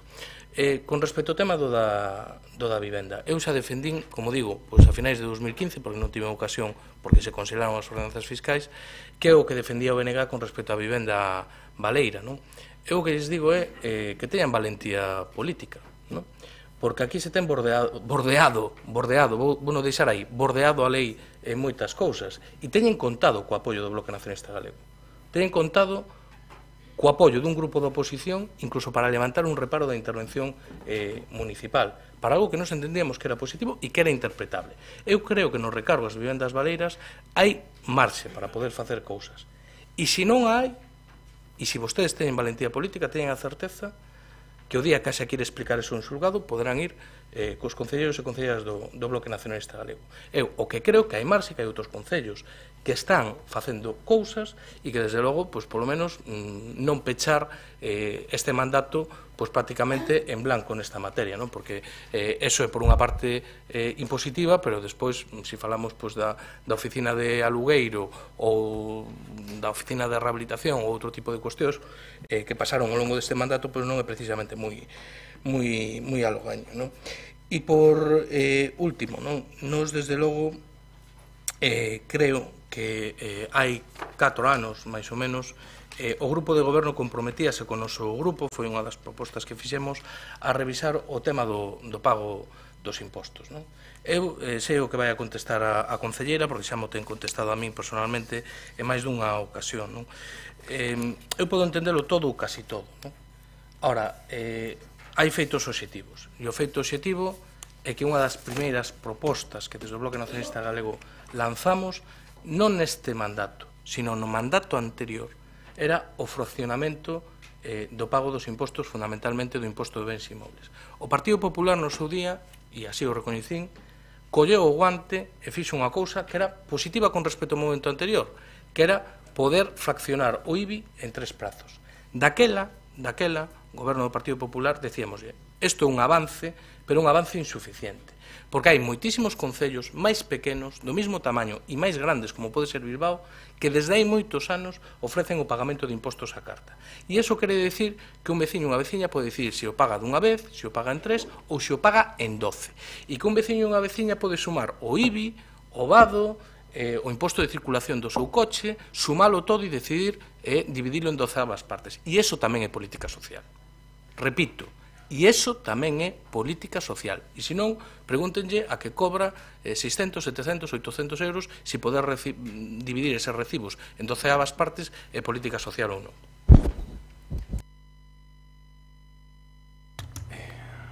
Antes decía de broma Alejandro que non era por polemizar o de facer un brunete, ahora Rubén acaba de facer un cela tamén. Vou ser breve cos 3 minutos. Pero bueno. bueno, a ver se ahora vai o reloxo aí. Manuel, algo que engadir? Non queres? Bueno, tamén que conste, quero reiterar que si foi únicamente unha manifestación do subconsciente e tes decidido non continuar verdadeiramente, o sea, é unha mágoa, non? Independentemente das diferencias políticas, porque as túas intervencións, bueno, están medidas sempre, máis alá das diferencias, sempre lle dan un plus á corporación. Así que conste tamén en acta. María, 3 minutos. 2 minutos. Bueno, unome tamén ao alcalde máis a Rubén Cela en esa posible marcha, porque tamén creo que tamén o lamentarei, que disfruto sempre moito escoitando, a pesar moitas veces das críticas que me fai. Nada, dúas cousas moi breves, non, por puntualizar e contestar de temas que se comentaron. Eu non tiña intención de dicilo, pero xa que se volveu a sacar este tema, volverei a explicar a cuestión de aprazamento e fraccionamento e o motivo polo que de momento ainda non se implantou, pero que sí que existe un compromiso claro, tan claro como que hai un investimento de 1.200.000 euros no que está incluído a renovación da aplicación de xestión tributaria que pois contempla poder fraccionar en 12 pagos, así o decía, en 12 fraccións, así o decía no prego, non? Creo que aí o compromiso por parte do Goberno municipal non podía ser máis claro, non? Ese proxecto está adxudicado, está en marcha, é un proxecto a longo prazo, é un importe elevado, pero nos propios pregos indica a posibilidade de fraccionar en 12 veces os pagos municipais. E despois, un único comentario relacionado co recargo de vivendas baleiras, porque non podo estar máis de acordo no ideolóxico, pero tamén creo que debemos de ser, ás veces, coherentes coa realidade que temos, non? E que hai debates que van máis al lado local e que temos que dar en outros lugares, non? Estou de acordo en que se debe facer un recargo do 50% nas vivendas baleiras, tan de acordo estou que a proposta do Grupo de Goberno no 2015, incluso na ordenanza fiscal, coa esperanza de que en algún momento na Xunta ou no Estado pois fixeran esa modificación normativa de regulamento de vivendas baleiras, a día de hoxe aínda non está, non? Eu convido ao Bloque Nacionalista que me traslade algún concello de Galicia que puso isto en marcha, porque estou segurísima e estudio no noso momento que non hai ningún. Moitas gracias. Gracias, María.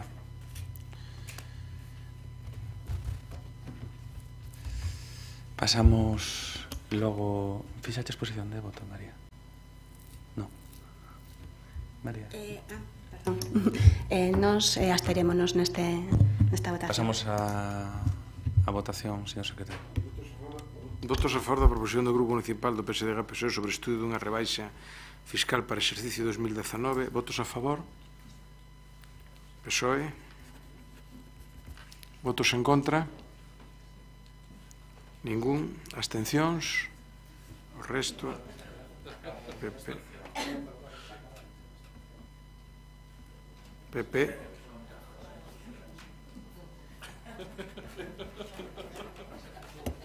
PP Benegal con Compostela Aberta, con que a proposición queda aprobada.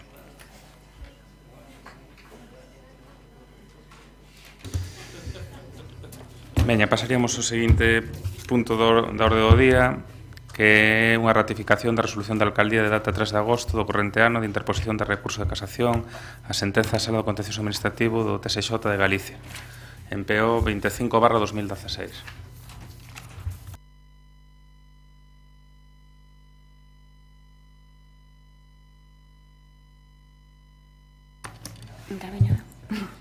Bueno, pois boa tarde de novo, de forma moi breve.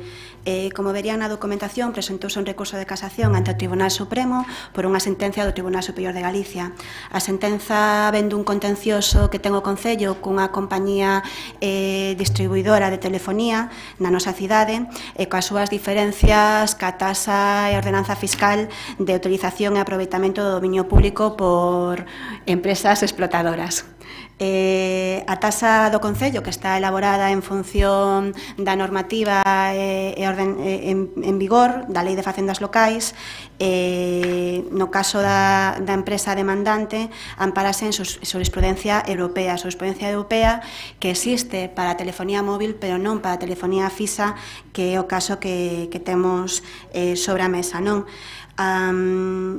Decidimos presentar recurso de casación por varios motivos. Primeiro, porque a sentencia declara a ilegalidade duns artigos que teñen como orixe a Lei de Facendas Locais, polo tanto estamos ante unha inseguridade xurídica e un limbo legal, non?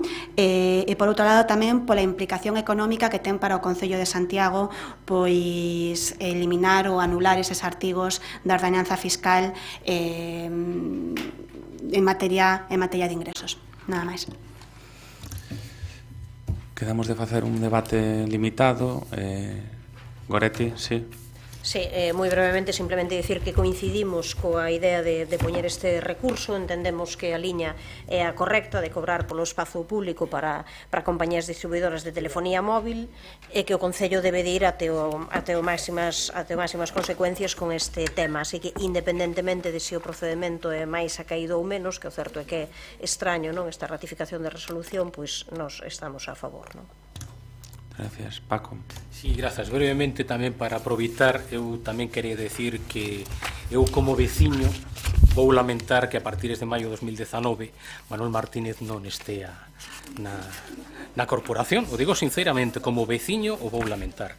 E con respecto ao que se nos acaba de plantexar, nos estamos de acordo que a presentación do recurso, nos o que entendemos é que pode haber un problema de falta de legitimación activa polo feito de non aportar un acordo corporativo, neste caso do Pleno. Un momento no que pode que se me escapara, eu penso que se fixo desa maneira para evitar a indefensión da corporación, obviamente, e aquí o que se nos está pedindo é poder subsanar o defeito, polo tanto resolvelo procesalmente, polo tanto o noso voto vai ser a favor. Manuel. Sí, nada, simplemente, manifestado que xa se puxo en manifesto antes, pero simplemente facer unha referencia é que este mecanismo que se emprega ahora por primeira vez, eu creo que isto pudo ir perfectamente ao pleno de xullo. Notificouse a sentencia o 5 de xullo, e no mes de xullo creo que hubo 2 plenos, que se traiga ahora en setembro a ratificar, porque hubo que facelo a través de decreto de alcaldía, porque senón non se podía presentar o recurso. Pois, eu creo que entra na liña das críticas que temos feito outras veces a forma de xestionar de Compostela Aberta, pero, bueno, estamos afeitos a elo e non temos nada que decir en contra de que se interpoña o recurso. Pasamos a someter a votación a ratificación. Sí, votos a favor da ratificación de resolución da alcaldía ata 3 de agosto do corrente ano de interposición de recurso de casación contra a sentenza da Sala do Contencioso Administrativo do Tribunal Superior de Justicia de Galicia en procedimento ordinario 25 de 2016. Votos a favor. Votos a favor son PSOE, BNG, Compostela Aberta. Votos en contra, ningún. Abstencións, Grupo Popular. Queda ratificada a resolución. Pasaríamos ahora a dacións de contas. O punto 9 é a dación de contas dunha resolución da alcaldía de designación de alcaldes en funcións, 2 de agosto, nomeamento do Concello Secretario Suplente terceiro da Xunta de Goberno. O punto 10 é a dación de contas das resolucións da alcaldía e das concellerías delegadas a acordos da Xunta de Goberno local.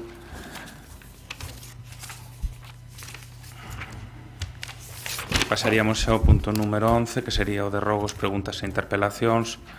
Cun primer rogo do BNG para a renovación do mobiliario urbano deteriorado. Goretti.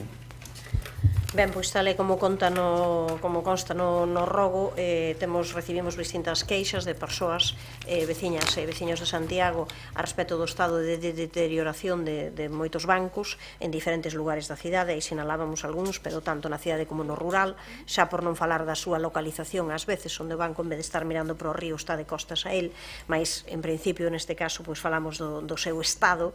Entendemos que hai mobiliario que está en almacéns, non? Porque habería esa posibilidade, non? De sustituir todos os elementos que están en mal estado, e daquela pois o que solicitamos uns elementos que son tan importantes para que a xente poida pois estar sentada tranquilamente gozando pois da paisaxe ou falando coas amizades ou coas veciños e veciñas, pois que se faga un mantemento continuado destes bancos e que se reemprace aquel que non está en estado pois o suficientemente acaído.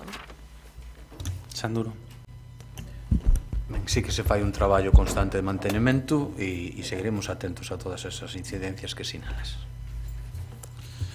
O seguinte rogo é do BNG para a extracción dunha marquesiña na parada de bus escolar en Roxos. Rubén.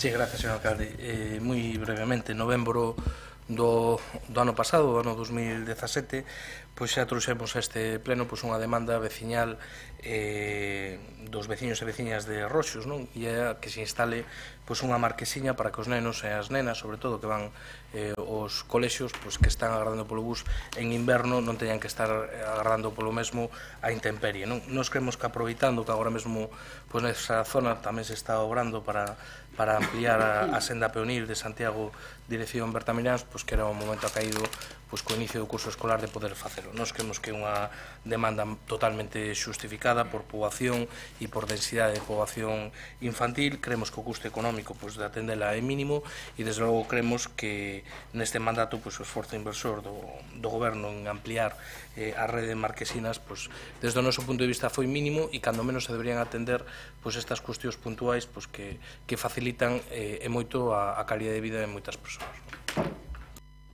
Jorge. Dentro do orzamento de TUSA hai unha partida destinada á marquesinato rural e esta é unha das que está contempladas. Instalaránse 3 novas marquesinas, unha destas que cumple a función de transporte escolar e tamén do interurbano será unha das que se sustitúa.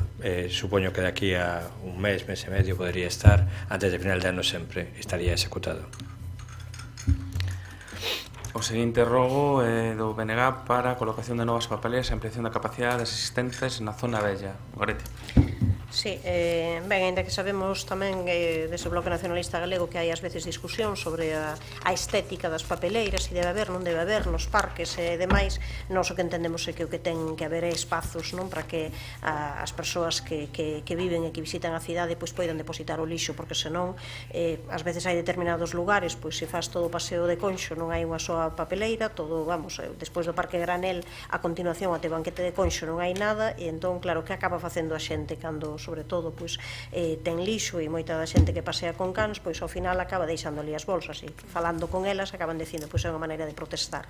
Isto aparece tamén en Belvís e vimos todo o mundo durante o mes de agosto como as papeleiras da zona vella estaban rebordando, entón ás veces xa non é que a xente non as utilice, senón que non ten eses espazos. Entón creo que hai que darlle unha volta a esa capacidade das existentes e en algúns outros lugares, guardando toda a estética posible, eu penso que hai que por máis, sobre todo naqueles lugares especialmente frecuentados por persoas que pasean ou que camiñan por ali a miúdo.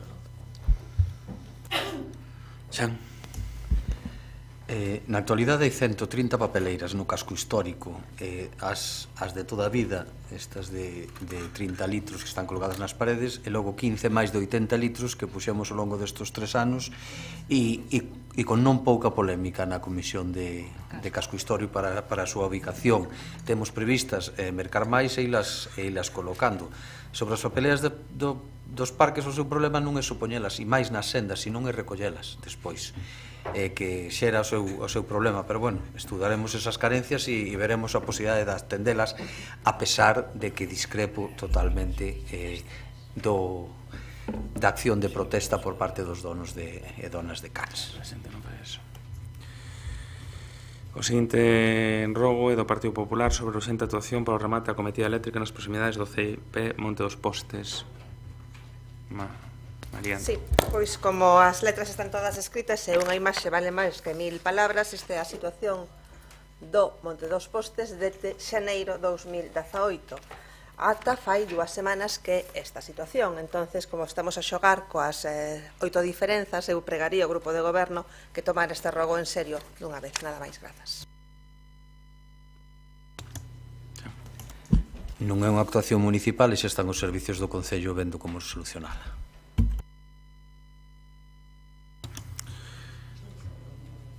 O seguinte rogo é do Partido Popular para a dotación de prazas de aparcamento exprés nas proximidades das escolas infantis. Boa tarde.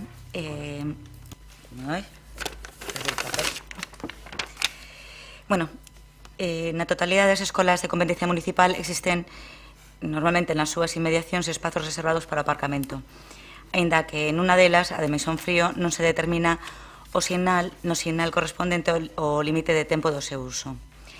No caso das de xestión autonómica, as de Fontiñas e o de Polígono de Tambre contan con amplos espazos sinalados nas rúas, pero na de Vite, a pesar de dispoñer dunha pequena esplanada, ante o seu acceso carece de sinalización. Un caso singular é a Escola de Santa Susana, cuyas obras están a piques de rematar, que precisaría dunha superficie acoutada na zona viaria máis próxima, que podría ser, por exemplo, nas escaleiras de acceso a Alameda no contorno da Igrexa do Pilar.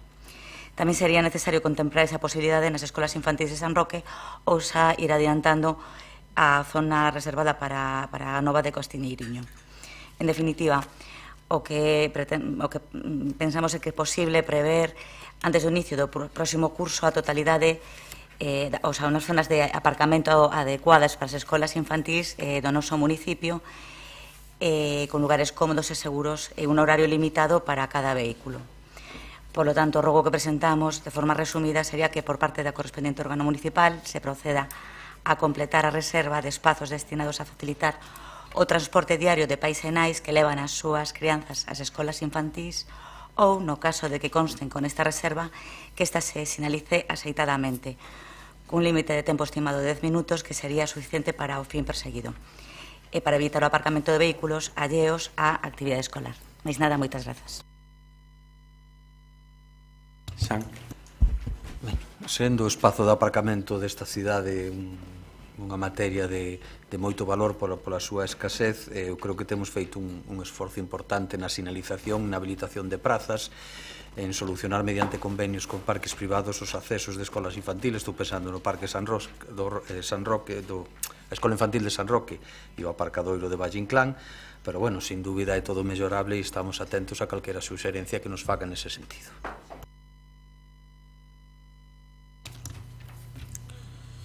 E o último rogo do Partido Popular é para mellor remate do asfaltado da calzada do Conbarro no Castiñeiriño.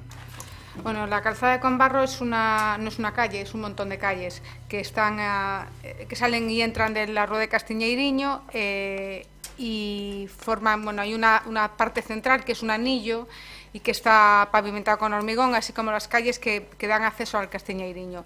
Pero después tiene otros viales que todos se llaman Rúa de Conbarro y hay uno concretamente que sale de ese anillo y va y enlaza con la Rúa de la Vía. Entonces, ese vial, así como los que están hormigonados, deben llevar 20 años hormigonados, pero están en buen estado de conservación, ese vial al que me hago referencia está, no sé si tiene un triple tratamiento o alguna cosa, algún tipo de aglomerado, porque no es aglomerado en caliente, es un tratamiento superficial totalmente deteriorado, hecho lleno de baches. Y de hecho en su último tramo, que es bastante útil porque permite enlazar con la Rúa de la Vía y salir y no atravesar todas las callejuelas, pues está en tierra. Entonces lo que solicitamos en este ruego es que se trate ese vial, que se repare el aglomerado o el tratamiento que tenga, incluso que se prolongue hasta la Rúa de la Vía. Nada más. Rafael. Moi boa tarde a todos, compañeiros e compañeiras de corporación. Tan pronto entre en vigor o novo contrato de mantemento que permitirá vivir tranquilamente a seguinte persoa que sea quen sea xestione isto tranquilamente, pois unha das cuestións que abordaremos pois será esta actuación, xa que, bueno, a parte pavimentada que comentas, pois bueno, non sei se é aglomerado, son 2 centímetros, unha cousa rara, daremoslle unha volta, e a parte en terra, pois aí seguramente fagamos algo máis concreto, pero vamos, tomamos nota. E remataos os rogos, nos imos a pregunta oral do PSOE sobre a situación, a primeira do servicio de limpeza na cidade. Gonzalo. Parece que estamos de despedida, só ainda quedan 7 ou 8 plenos, porque imos incidir un pouco máis. Imos incidir un pouco máis pois na problemática suscitada nestes meses pola falla de limpeza na cidade, non? E dun xeito pois máis notable pois no casco histórico, tendo en conta pois que este servizo pois leva 3 anos prorrogado despois dunha concesión de 10 anos, e dado que o noso grupo municipal pois levou a este pleno no mes de marzo de 2017 pois unha moción reclamando a limpeza, arranxo, mantemento dos colectores. Pois solicitamos a contestación a estas preguntas. Como avalía a situación do servicio da limpeza da cidade? Ten detectado un empeoramento na prestación do servicio polo incremento poboacional e do turismo? Cando ten previsto o grupo de goberno sacar a concurso os novos pregos que dían resposta ás necesidades actuais do municipio e que recollo o dispositivo especial para o Xacobeo do 2021? E por que razóns non se ten dado cumprimento a moción presentada no marzo de 2017 relativa ao mantemento, arranxo e sustitución dos colectores da cidade e cando ten pensado facer? Grazas.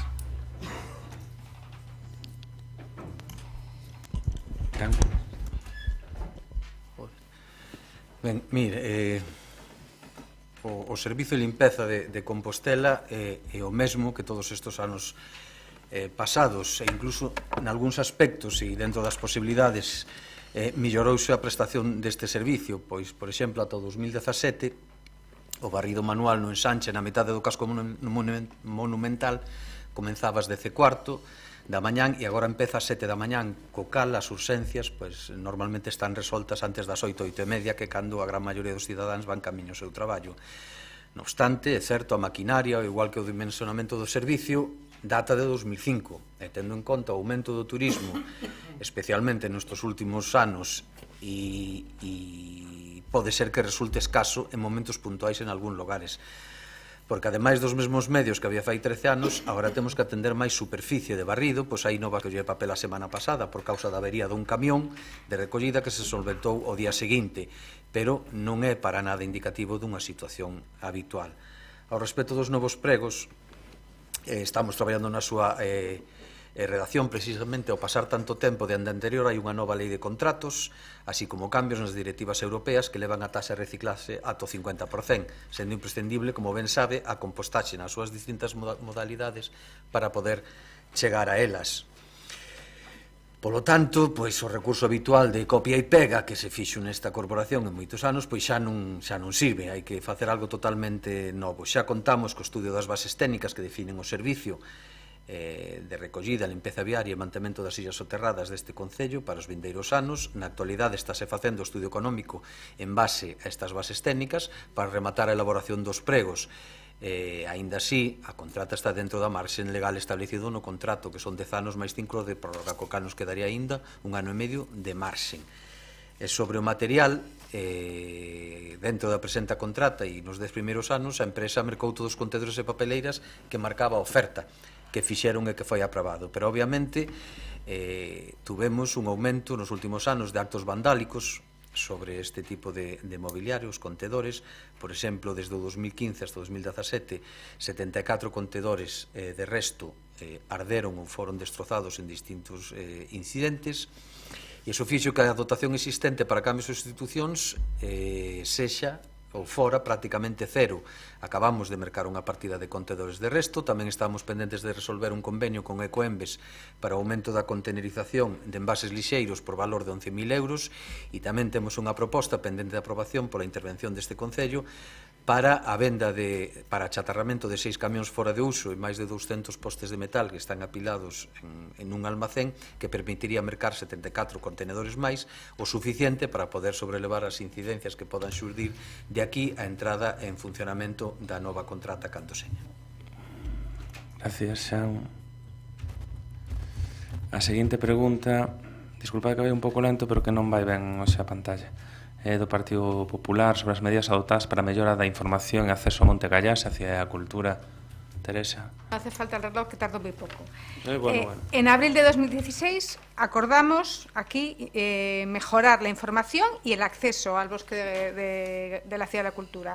Entonces, nuestra pregunta, bueno, no hemos visto, la verdad es que no hemos visto estas mejoras ni de la información ni del acceso. De hecho, yo, que me muevo mucho por la zona de la Plaza de Galicia, es una de las preguntas, después de la estación de autobuses y de la estación de tren, la tercera pregunta que más me hacen: ¿está ahí la Ciudad de la Cultura? ¿Cómo voy?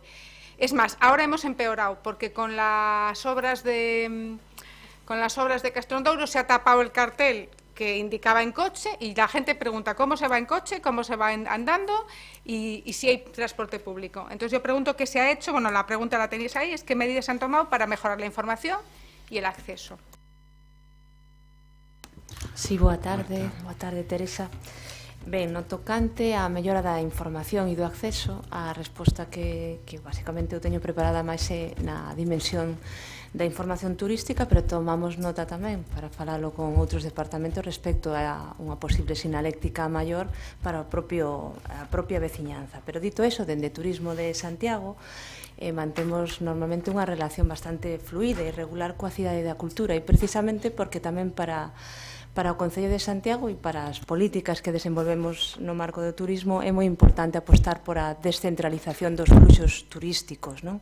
E precisamente por eso actuamos moitas veces en común para poñer en valor ese atractivo. Como? Con diferentes ferramentas, co deseño conxunto dunha ruta turística de acceso a pé ao Monte Gallás, que se pode consultar en diferentes formatos, pero fundamentalmente en formato digital na web de Turismo de Santiago e tamén nun folleto que distribuímos conxuntamente. Tamén hai unha presenza destacada da Cidade da Cultura no mapa turístico que se reparte na Oficina de Turismo, que inclúe unha tira publicitaria do complexo. En 2017 editáronse 300.000 planos, e nestes planos estáse traballando nunha nova versión do plano para que aparezca tamén de forma destacada a Cidade da Cultura. Tamén hai unha presenza destacada da Cidade da Cultura na portada da web de Turismo, cun banner directo á súa propia web, e por último tamén hai información sobre as actividades desenvolvidas na Cidade da Cultura nas diferentes ferramentas de información turística, web, oficina de información, accións, eventos, promoción, viaxes xornalistas, etc. Por lo tanto, creo que esa parte está cuberta. Grazas. A seguinte pregunta é tamén do Partido Popular sobre a supresión da área de aparcamento para motocicletas na avenida de Figueroa. Sí, Claudio. Buenas tardes a todos. A veces, señor Sanduro, cuando le hemos pedido alguna pregunta o algún ruego, pues escuchábamos el estamos en ello, estamos nelo, pero es que a veces cuando no hay problemas nos los buscamos. La sorpresa de los usuarios de la plaza de Figueroa con sus aparcamientos de moto se han encontrado, para sorpresa de todos ellos, con un letrero a primeros de septiembre donde dice que a primeros de octubre se suprimirá ese aparcamiento de motos, y en la misma señal se hace una localización de a dónde poder dirigirse a partir del 1 de octubre. Los usuarios habituales, según vengo contando desde hace meses, son aproximadamente una media de 50 motocicletas diarias. Fundamentalmente la gente que aparca ahí son miembros de la Policía Nacional, miembros de la Policía Local, empleados de correos y trabajadores de las zonas viejas adyacentes. Todos ellos vienen clamando desde que vieron la señal por el mantenimiento de esta ubicación como aparcamiento, ya que también, si nos dedicamos a ver un poquito las opciones que nos ha ofrecido, pues resulta que es fácil ver que no son viables. El aparcamiento de Gomezulla ya está completo con 6 motos todos los días. El aparcamiento de Mazarelos, pues no sé cómo puede venir la gente hasta aquí desde allá. El aparcamiento de Juan Carlos I tiene un problema. Las motos pequeñas se pueden aparcar, las motos grandes ocupan parte del vial y ya no hay sitio para aparcar más motos porque normalmente también está lleno esa zona que usted propone. Ya que, como acaba usted bien de decir, están abiertos a sugerencias, pues mi sugerencia es muy sencilla. Rectifique y no modifique usted esa capacidad de aparcar que hasta ahora tenemos los que utilizamos motos, ya que por un lado se nos pide que para mejorar la movilidad se deje el coche y por otro lado, cuando utilizamos medios alternativos que facilitan el aparcamiento, pues se nos disuade diciendo que no podemos aparcar ahí. Tengo en cuenta también que gran parte de las personas que utilizan este aparcamiento y que he citado viven en zonas alejadas del centro de Santiago, como puede ser el Milladoiro y zonas del extrarradio, donde la utilización de la bicicleta o otros medios no siempre es compatible con los horarios de trabajo a los que se está accediendo a ese sitio. Nada más. Gracias, Claudio. Sanduro. Ben, efectivamente, a partir do mes de outubro eliminaránse as 20 prazas que hai pintadas na avenida Figueroa. Vostede mesmo di, había ata 50 motos ali aparcadas, cando hai 20 plazas. entendemos que unha praza construída nos tempos do bipartito, na contorna do casco histórico, con arbolado, con bancos e preparado como espazo de lecer para a veciñanza, non é un espazo máis acaído para empregar como aparcadoiro de motos. De feito, nunca foi oficialmente o ata ano 2012 ou 2013 que vostedes chegaron ao goberno. Porén, sí que acreditamos na necesidade de ter espazos específicos para a moto, e por esa razón, e xa anunciamos, aumentaremos para compensar en 25 o número de prazas para motos situadas na marxen dereita, dirección Rosalía Castro da avenida Xoán Carlos I, co que non só reducimos as prazas na contorna do casco histórico, senón que as aumentamos. A maiores, pois, contades os usuarios de motos cun amplo aparcadoiro de 75 prazas na rúa Domingo Sabel ao carón do Centro de Recepción de Peregrinos e máis as prazas situadas no arco de Mazarelos. Insisto, estáse reubicando un aparcadoiro mal ubicado, mal situado nun espazo que non é para iso, con moitas queixas da veciñanza por uso dese espacio coas motos. Non é que ninguén dixera nada, moitas queixas da veciñanza, e creo que o que estamos é dotando de máis prazas nun sitio bastante máis axeitado onde aparcar as motos. ¿Puedo contestar? Tes un minuto, sí. Bien, no me hable del aparcamiento de Juan Carlos I porque no es viable. Los otros ya le digo claramente que no son viables. En Juan Carlos I, por lo que le acabo de decir, ya simplemente con que usted vea el tamaño de las motos habituales que aparcan ahí, no se pueden aparcar en el otro lado, va a provocar alteraciones de la movilidad de los vehículos, va a provocar accidentes, cada vez que una moto sale marcha atrás va a interrumpir la circulación, los problemas de movilidad son grandes. No ha habido tantas protestas de tantos vecinos porque al parecer la protesta es de un vecino solo. Y me gustaría, como ha llegado también esta mañana unas declaraciones del señor alcalde en la radio, bien, pues me he puesto en contacto con las fuerzas de la policía, de las fuerzas de seguridad que el alcalde cita hoy en la radio, y ni la Guardia Civil, ni la Policía Local, ni la Guardia Civil, ni la Policía Nacional han hecho ningún tipo de petición, ni han llegado a ningún tipo de acuerdo en el sentido de que se modifique. Es más, lo que sí ha llegado a oídos de este concejal y de otros es que la modificación de esta plaza puede tener, y me gustaría que el señor Duro me lo aclarara, que puede tener como finalidad la ocupación con terrazas y dedicación a hostelería de los servicios adyacentes, y como la gente lo comenta, yo le estoy preguntando a usted que me lo confirme o me lo desmienta, nada más. Al alcalde ya lo desmiento yo porque non foi así. No, pero tamén te desminto eu a ti porque non foi de hoxe, foi hai uns días antes de coñecer estas razóns. É certo que non era axustado a contestación da seguridade e é certo que había razóns que explicou logo Xanduro, e non hai ninguna vontade de establecer ali ningún tipo de terraza de hostelería, non, pero non foi hoxe na radio porque foi hai uns días, hasta que xa me informou de que había esas peticións veciñais. Bueno, pero con tal de que non sea infeliz completo, señor.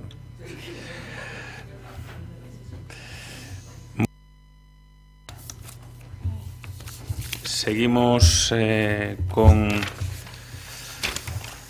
outra pregunta do Partido Popular sobre a demora nas actuacións para a conservación e posta en valor do Castelo da Rocha. Como nunca trajimos este tema al pleno, pues lo traemos hoy. El pasado mes de abril preguntábamos por la situación da recuperación e posta en valor do Castelo da Rocha, un proxecto de recuperación moi importante e interesante a noso entender. Pero parece ser que en Compostela Berta non pensan o mesmo, porque de un xeito, senón, non se entenderían estes 3 anos de desidia e desleixo. No pleno de abril soubemos que as necesarias expropiacións para cometer parte deste proxecto estaban paralizadas nun trámite administrativo moi incipiente.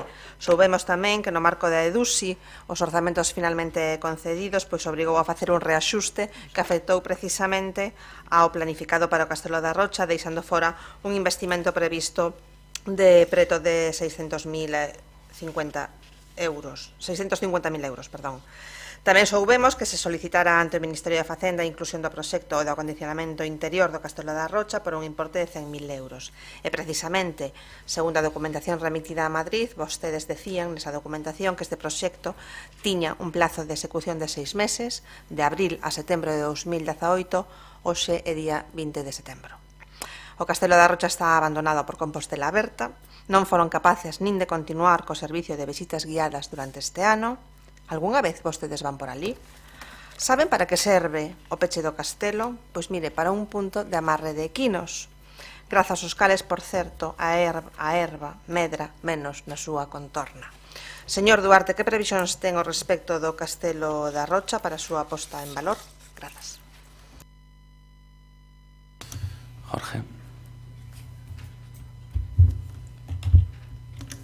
Como vostede ben di, informamos aquí das actuacións que había previstas. Hai un proxecto para o acondicionamento interior, sinalización e facer visitable ese proxecto. Recibiuse a autorización de patrimonio ese proxecto durante o verán. Na actualidade está sendo informado polos técnicos municipais para poder ser aprobado por Xunta de Goberno e iniciarse a licitación. Os tempos son os que marcan as distintas administracións. Neste caso había tamén autorización da Dirección Xeral de Patrimonio e na actualidade está pendiente de aprobación por parte da Xunta de Goberno para iniciar a licitación. Con respecto ao resto dos temas, en concreto as expropiacións, porque hai parte das obras que vinculábamos a través da dúsica expropiación para facer o aparcamento e facer os camiños de acceso, na actualidade estánse contestando as alegacións que hai previstas. Nesas alegacións pois hai que responder en parte a algúns que piden que se lles expropie máis do que estaba contemplado, polo tanto hai que ver se é posible e viable facer todas esas expropiacións, pero estamos no proceso de contestación das expropiacións porque había unha partida orzamentaria e que temos que ver se chega para contestar as alegacións no que nos piden a maioría ou gran parte deles, que é aumentar o ámbito de expropiación. Para nós, o Castelo da Rocha é un dos puntos fundamentais, así o decíamos cando falamos da EDUSI, da Estrategia de Desenvolvemento Urbano Sostible Integrado, cando falamos de descentralizar o turismo, así o intentamos facer. O programa da Rocha vaise iniciar a licitación para poder facer as visitas por 2 anos. Falaba Rafa antes de esos contratos que é agotador nesta casa a veces licitar. Neste caso vaise proceder a unha licitación para as visitas da Rocha por 2 anos. O mantemento do castelo fíxose tamén durante este tempo e, polo tanto, para nós sí que é un activo importante o Castelo da Rocha e as cousas a todos nos gustaría que foran máis rápidos, pero por ahora van ben, cumplindo todos os trámites administrativos e para poder facer realmente un punto importante para a cidadanía e para a xente que nos visita. María. Bueno, as cousas ben non van cando levan 3 anos sen dar ningún paso. Iso é obvio. E despois tamén é un pouco, non sei, se vostede manda a Madrid uns papéis onde di que ten un proxecto que en 6 meses vai a estar e pon datas, se supón que cando manda eso é que xa ten todos os permisos pertinentes para poder licitar, adxudicar e executar. Senón a verdade o que vostede está facendo pois castelos no ar. E despois, cando vostede di que claro que as visitas é complicado porque ten que facer unha licitación, mire, vostedes fan contratos menores a patadas todos os días. E estas visitas non pasaban dun contrato menor. Entón aquí algo falla, señor Duarte. Coido que, bueno, pues non vou a decir o que falla, pero porque vostedes todos os poderán imaginar. Grazas. O proxecto só unha cuestión, o proxecto estaba no mes de abril, cando falamos deste tema. Desde o mes de abril hasta ahora creo que pasou máis tempo na Dirección Xeral de Patrimonio que nos servicios municipais.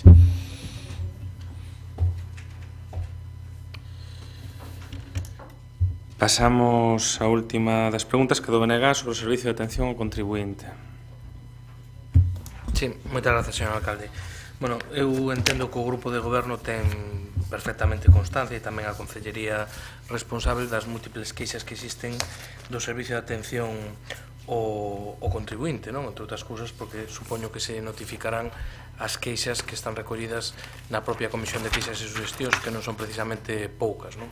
Nos aquí facémonos eco de varias que recibimos no propio grupo municipal do BNG nos últimos tempos, non? Algúas referidas á vulneración de dereitos lingüísticos tan básicos como que un cidadán se poida dirixir a quen atende esa liña telefónica no seu propio idioma, neste caso en galego, outras referidas pois a problemas que existiron, sobre todo no que tivo que ver a tramitación tramitación do imposto de bens inmobles no ámbito do pagamento fraccionado, cuestións vinculadas a domicilizacións e os problemas que moitos deses veciños que padeceron eses problemas non imputáveis á súa actuación tiveron na contestación cando obtiveron por parte dese servicio, non? Porque outra das queixas é a non resposta ao correo electrónico oficial do servicio de atención ao contribuinte, non? Por lo tanto, nos o que pedimos é a pregunta que realizamos é se o goberno municipal está ao tanto, que entendemos que sí, deste tipo de problemas e que tipo de actuacións pensa levar a cabo para solventalos. María. Bueno, dende a Concellería facemos un seguimento mensual con este departamento das incidencias e necesidades que podan ter durante ese mes. Hai que ter en conta que é un departamento que atende a miles de contribuintes mensualmente. Eu pido desculpas ao veciño ou a veciña que non foi atendida en galego. Pido desculpas, de feito xa pesei a queixa que non me chegou por outra vía aos responsables para que revisen o acontecido, porque o servizo en galego así se atende habitualmente, non? Sobre as outras queixas que aquí se plantexan, a min non me consta ningún problema co pagamento fraccionado do IBI. De feito, temos os resultados recentemente. O padrón rematou o 5 de setembro e o terceiro pago para aqueles que teñen o IBI fraccionado é agora dentro duns meses, non? E tampouco no caso das domiciliacións bancarias. Non sei se hai algún tipo de problema puntual con algunha persoa. As domiciliacións bancarias, cando existe un cambio de titular, que ao mellor ven dai o problema, cando existe un cambio de titular, danse de baixa o recibo domiciliario por unha cuestión de seguridade e de prudencia. Non sei se ven dai o problema. De todas formas, se hai alguén que teña calquer problema, tanto se pode dirixir a min como ao departamento, que revisamos pois a problemática en concreto, non? Sí, eu simplemente digo a Concellería que se poña en contacto co concelleiro Xanduro, que ten moi sistematizadas as queixas da Comisión de Queixas e Suxestións e que lle traslado das que hai a respecto do IBI, que son unhas poucas. Sí, como vostede está na Comisión de Queixas e Suxestións, saberá que todas as queixas de atención ao contribuinte, a diferencia de moitos outros departamentos, son contestadas en tempo e o 100% delas. Agrade que o departamento nese sentido, claro que hai queixas, como en todos, e porque hai moitos contribuintes que pasan por aí, pero nese sentido fais un esforzo importante por intentar contestar aos contribuintes. Bueno, remataríamos logo o punto 11 e pasaríamos ao punto 12. Queren que fagamos un receso de 5 minutos? Pero 5, vale. Para que vamos ben,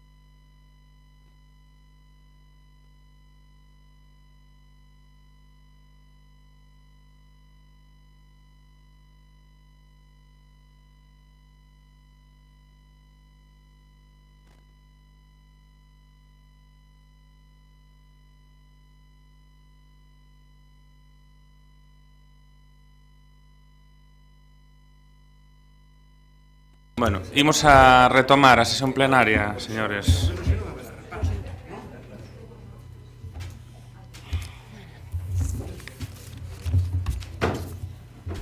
Pensade.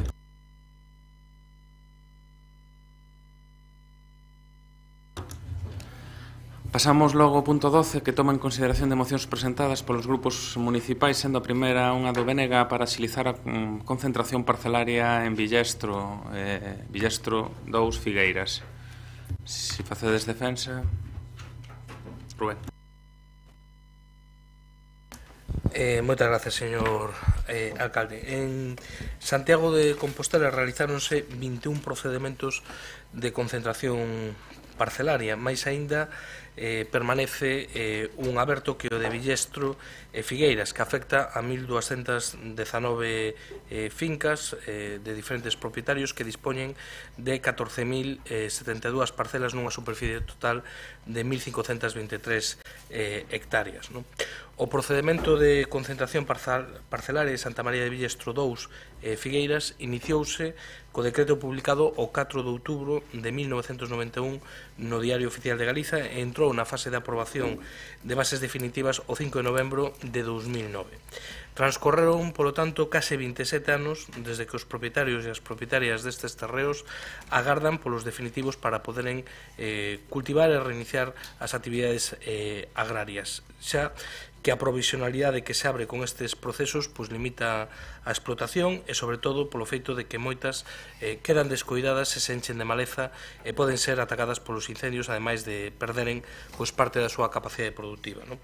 A veciñanza de Figueiras e Villestro reclama, e non o ten plantexado en diferentes reunións mantidos presencialmente con eles, que se faga tamén unha reserva de espazo a cargo das masas comuns e das parcelas non reclamadas para a construción de algo que está aprobado tamén polo pleno desta comprobación, como é o periférico norte, así como para futuras ampliacións da rede viaria que transcorre pola zona afectada. Por lo tanto, esta moción o que pretende é que o Concello de Santiago insta a Xunta de Galiza a axilizar o procedimento de concentración parcelaria nesta zona do noso municipio que leva agardando por ela casi 30 anos. Moitas gracias, Rubén. Paco. Gracias, señor alcalde. Simplemente engadir ao que acaba de expoñer o concelleiro do BNG é que unha concentración parcelaria que non pode tratar 25 anos en desenvolverse. O certo é que falamos de 2/3 da vida profesional dunha persoa en ese tempo e, polo tanto, as persoas teñen uns gastos nesas fincas, pero non vai poder recuperalos ata moito tempo máis tarde, ata moito tempo despois de iniciado o proceso mesmo. Por outra banda, efectivamente, é un problema de incendios porque existen xa estadísticas, estudios que amosan que onde as fincas son obxecto de concentración parcelaria descenden de maneira considerable os índices de incendios forestais. Por lo tanto, o noso voto vai ser a favor. Moitas gracias, Paco. Marianto. Grazas, alcalde. Pois, efectivamente, como expuxo o representante do Bloque Nacionalista Galego, o expediente de concentración parcelaria de Villestro Figueiras foi iniciado no ano 91, maila que a aprobación das bases definitivas non se realizaría ata 2009, fase na que se atopa actualmente. Esta zona, situada na falda do Monte Pedroso e que se estende cara a Estrada de Noia, ten un alto valor urbanístico e económico, onde proliferan as vivendas unifamiliares e mesmo dependencias da Administración da Xunta de Galicia. Estamos falando dunha zona periurbana que está medrando nos últimos anos en número de habitantes e conservando unha pirámide de poboación relativamente rejuvenecida, producíndose nos últimos tempos un proceso de urbanización coa propia cidade.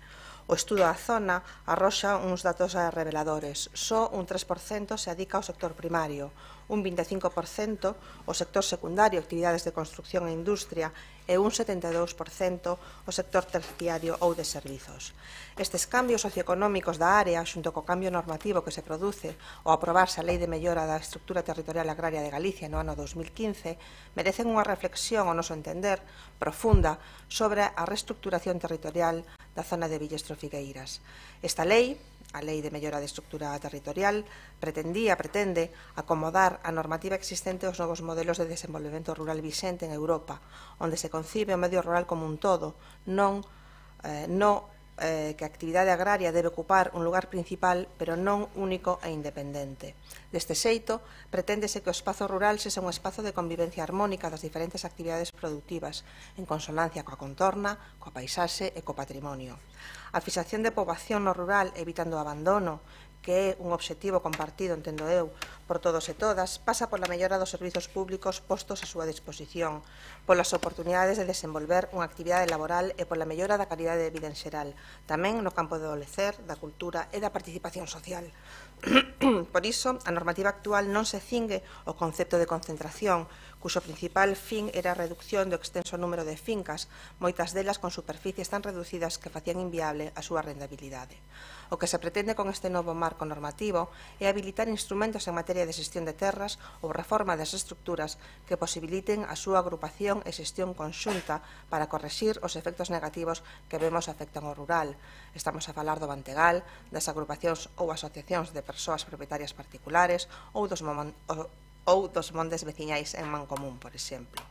Por todo isto, o Grupo Municipal Popular considera que é preciso, efectivamente, que desde a Xunta de Galicia se lle dé un pulo ao proceso de concentración parcelaria, pero cos criterios da Lei Metaga, xa que, como a propia lei recoñece, os procedementos de reestructuración parcelaria resultan herdeiros do seu correspondente histórico de concentración parcelaria, mantendo o carácter de procedimento administrativo especial. E, por suposto, que nese proceso se prime a planificación viaria e a conectividade terrestre de toda a zona, pero non entendemos que este sexa o único tema que debe ser atendido neste proceso. Creemos que hai que ter unha visión moitísima máis ampla, polo que o noso voto vai a ser de abstención. Rafa. Moi boa tarde de novo. O noso voto vai a ser un super sí. Dende o principio do mandato, unha das cousas que a nivel persoal fixen moita incidencia era precisamente en abordar este tema. Como ben sabedes, as parroquias o monte de Figueiras Villestro está declarado a día de hoxe como unha zona de alto risco de incendios por parte da propia Xunta de Galiza. É unha das principais motivos, para min é o principal motivo de que os incendios que se producen nesa zona se expandan a unha velocidade pasmosa é que non teñen habilitadas as pistas de parcelarias, non? Se revisamos a actividade incendiaria no Concello de Santiago nos últimos anos, na zona de Villestro Figueiras non hai máis incendios do que se producen noutras zonas do Concello, como na zona norte, como pode ser Grixoa, Villestro, Santa Cristina de Fecha, Lavacolla, etc. Simplemente que ali sí que están feitas as concentracións parcelarias, sí que están habilitadas as pistas forestais e, polo tanto, en caso de que haya un incendio, é moito máis fácil de acceder ás zonas do que pasa nestes montes, onde se sale ou se produce o monte nunha das ladeiras, poder acceder a elo é terrible. Logo, por outro lado, hai unha imposibilidade manifesta de moito do territorio que ali existe, non ten propietario, digamos, identificado, non? Polo tanto, hai un montón de masa forestal que está sin ordenar, non? E a concelleira do Partido Popular, que para moitísimas cousas pide unha celeridade pasmosa, e neste caso estamos falando de algo que se comezou en 1991, mira se non acumula retraso, dou un argumento non para xustificar a súa paralización, que é o que nos dan a nós tamén a Xunta de Galicia, non? Que parece ser que teñen un medo terrible a que ali se produza unha grandísima especulación urbanística e que aquelo se convirta nunha especie de Las Rozas ou algo así. Bueno, eu discrepo profundamente non de que esa sexa ou se vaya a dar esa posibilidade aí, sobre todo se coñecemos un pouquiño das zonas das que estamos a falar. Entón eu creo que deberíase de abordar en serio. Eu creo que a razón principal é que a Xunta non conta con recursos para seguir avanzando nas concentracións parcelarias, e só esperamos e desexamos que con este respaldo que xa leva hoxe do Pleno, poidamos facer reaccionar a Xunta de Galicia e poidamos reactivar isto que é prioritario para a ordenación desa zona toda. Mais nada. Gracias, Rafa. Rubén, non queres segundo turno? Non? María Antón? Sí, simplemente puntualizar unha cuestión. Nos non estamos a xustificar a paralización da concentración, o que estamos a pedir é que a Xunta de Galicia lle dé un pulo a esta concentración cos criterios da nova lei, que non só van en temas de concentración e non só co tema dos accesos viarios efectivamente para os incendios. De aí o tema da abstención, pero non a paralización da concentración ni moitísimo menos. Pasamos a votación, señor secretario. Votos a favor desta moción do BNG para axilizar a contratación parcial de Villestro 2 Figueiras. Votos a favor. PSOE, BNG, CA. Votos en contra. Ningún. Abstencións, Grupo Popular. Quedaría aprobada. A seguinte moción sería tamén do BNG para realizar un plan integral destinado a mellorar a seguranza viaria en Conxo.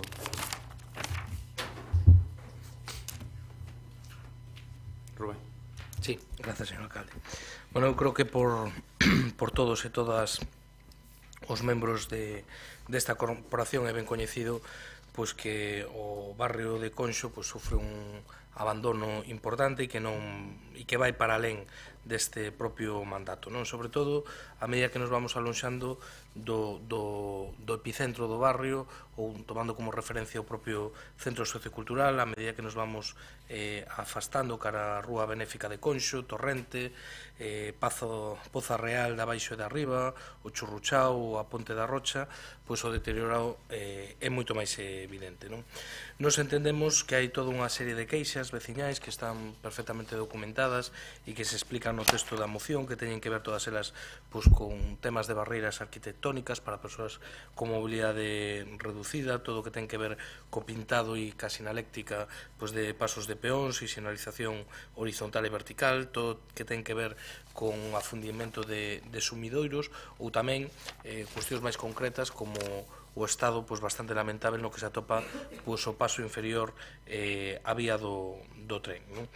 A parte diso, tamén se fai referencia na moción a outra cuestión que non é menor e que ten que ver ca mobilidade e é que a Rúa Poza Real de Arriba pois como todos e todas vostedes tamén saben, pois está convertida nas horas punta de entrada en Compostela, pois tamén nunha entrada bis, non? De moitas persoas que intentan evitar pois os atascos que se producen da entrada de vehículos procedentes, sobre todo de Milladoiro e da autovía de Noia, non? Por todo iso, pois nesta moción o que se pide é que se poida abordar desde unha perspectiva integral, con un plan integral, pois as melloras de acondicionamento de infraestructuras básicas de Conxo en materia de mobilidade e de seguridade viaria, pois que inclúan todo o que ten que ver con medidas de pacificación do tráfico, marquesiñas de buses, pasos de peóns, dotación de beiras rúas, etc. E todo isto sin esquecer pois outra das cuestións pendentes e eternamente prometidas nos últimos anos,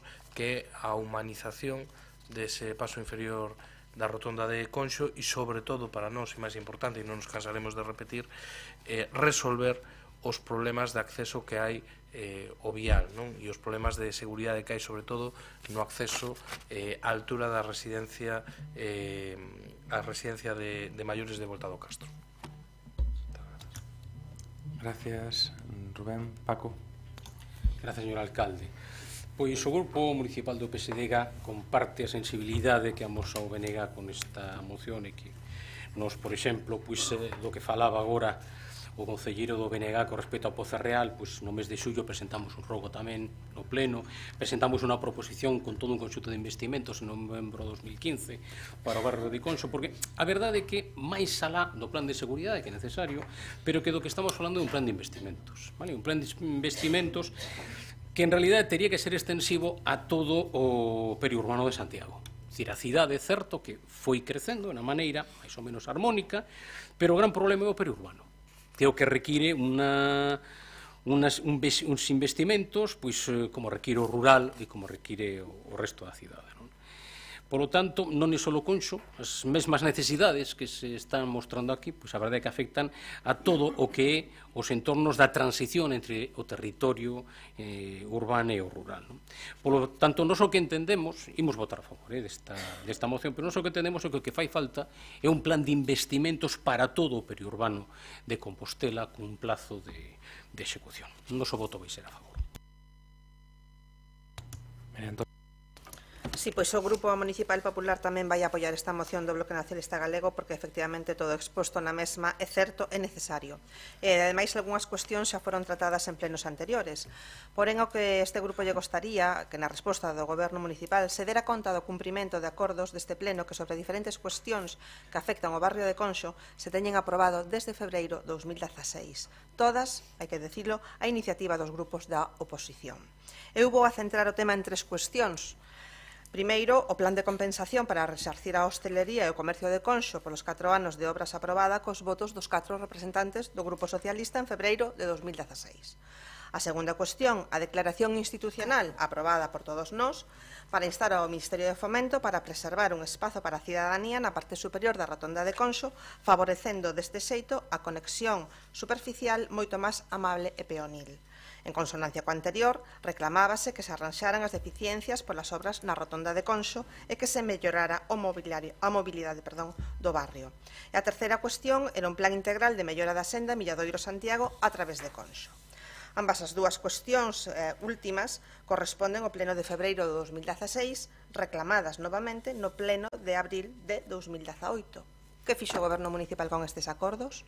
Cal foi a resposta do Ministerio de Fomento que tiña orzamentado unha actuación na rotonda para este exercicio de 2018? Grazas. Jorge.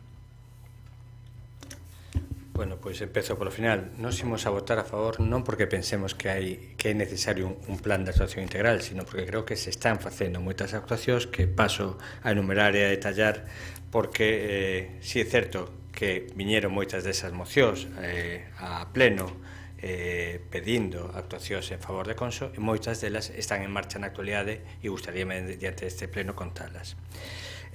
Na actualidade estáse traballando conjuntamente ca Xunta de Galicia no acondicionamento, humanización de todo o tramo que ten que ver desde o viaducto da Ponte da Rocha no tramo do Camiño Portugués ata o final de Sánchez Freire, incluindo a rotonda sobre o vial da SC20. Eses traballos que decía conjuntamente, porque a financiación será entre o Concello e a Xunta, parte mayoritaria da Xunta, pero nós asumimos expropiacións e infraestructuras e tamén asumimos algunha urbanización a maiores como pode ser a da Rúa Rolands, que entendemos que é necesaria para mellorar a mobilidade na zona. Nese proxecto o que se busca é un calmado de tráfico, priorizar o recorrido das persoas, non só peregrinos, sino de todos os que utilizan, viven, disfrutan o barrio, priorizalo fronte ao vehículo privado e facer unha gran plaza estancial diante do Hospital Psiquiátrico de Conxo que sirva de un gran espazo urbano. Este proxecto irá ademais acompañado dun novo aparcamento nas proximidades do Centro de Saúde de Conxo, do Centro de Saúde actual e en fronte do edificio de Novas Tecnoloxías de 75 plazas que xa estaba previsto por parte deste Goberno Municipal, pero que a colaboración da Xunta podemos darlle ese impulso definitivo para a construcción. Ademais de todo isto, hai un punto fundamental no que se fala da rotonda e que tamén o menciona María Antón. A mí a veces gustame cando María Antón menciona isto porque durante 2 anos os gobernos do PP prometeron, creo que 2 ministros diferentes e tamén o presidente do goberno que iba a resolver o problema da rotonda. Bueno, o PP non fixo nada. Esperemos que agora o novo goberno, unha desas peticións que se lle dirixe ao ministro de Fomento, bueno, pues acometa ese paso, pero polo menos nesta actuación se está buscando a humanización. Entendemos que o proxecto existente para tapar o oco da rotonda levarase adiante porque entendemos que é imprescindible. Pero ademais deso, imprescindible tamén mellorar os trenzados do nudo para disminuir o tráfico que pasa por riba da rotonda e mellorar a seguridade. Peticións que tamén están enviadas ao Ministro de Fomento. Como decíamos, hai actuacións moi importantes que anunciamos e moitas das que están recollidas na moción pois está en marcha. Decía, hai esta actuación integral de calmado de tráfico en todo este entorno, pero tamén está en marcha xa o proxecto para a conexión cunha senda peonil entre Conxo e Milladoiro ao longo das beiras do río Sar. É un proxecto recollido tamén nos orzamentos participativos que na actualidade está en elaboración. Por lo tanto, creemos que si son necesarias actuacións integrais en moitos dos barrios periurbanos da nosa cidade, pero que requiren fondos e inversión. Por eso a veces me sorprende cando ahora di Paco Reyes, non só en Conso, sino en todos os barrios. Sí, é certo que aquí chegan moitas mocións de todos os barrios, pero a veces me sorprende que hoxe o diga despois de haber pedido a rebaixa de impostos e a limitación de capacidade inversora deste Concello. Por lo tanto, o que quería hoxe era explicar como están. Nós estamos de acordo en invertir, en traballar en Conso, é un barrio que durante moitos anos estuvo apartado, e o que estamos contando son todas as actuacións que na actualidade estamos executando nós e outras administracións compartidas con nós, neste caso o que colaboramos ca Consellería de Infraestructuras e o que lle demandamos ao Ministerio de Fomento infructuosamente durante os 3 últimos anos o Goberno do PP, e que esperamos que podamos levar adiante co Goberno do PSOE. Rubén. Bueno, eu simplemente agradecer a todos os grupos o apoio. O único que agardo é que non quede como moitos outros acordos unánimes da corporación, pois nunha simples declaración de intencións, non?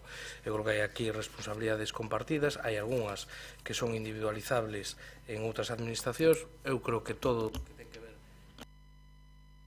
ca humanización da rotonda de Conxo é unha auténtica tomadura de pelo, e agardo que esa tomadura de pelo acabe o antes posible, non? Porque para o que é o orzamento do Ministerio de Fomento, pois, bueno, é como pagar un café, non? Para unha persoa, e é algo pois que está comprometido, como comentaba Jorge, como temos comentado aquí en moitas ocasións, xa por 2 ministros, por un presidente do Estado. Agora hai un novo executivo no Goberno Central. Eu agardo que non hai máis excusas, nin hai máis posibilidades de dilación para iso. E con respecto a outro, bueno, hai algunhas cousas que nas actuacións que comentaba Jorge a respecto da mellora da accesibilidade do Camiño de Santiago no tramo municipal de Compostela, pois que evidentemente van estar recollidas.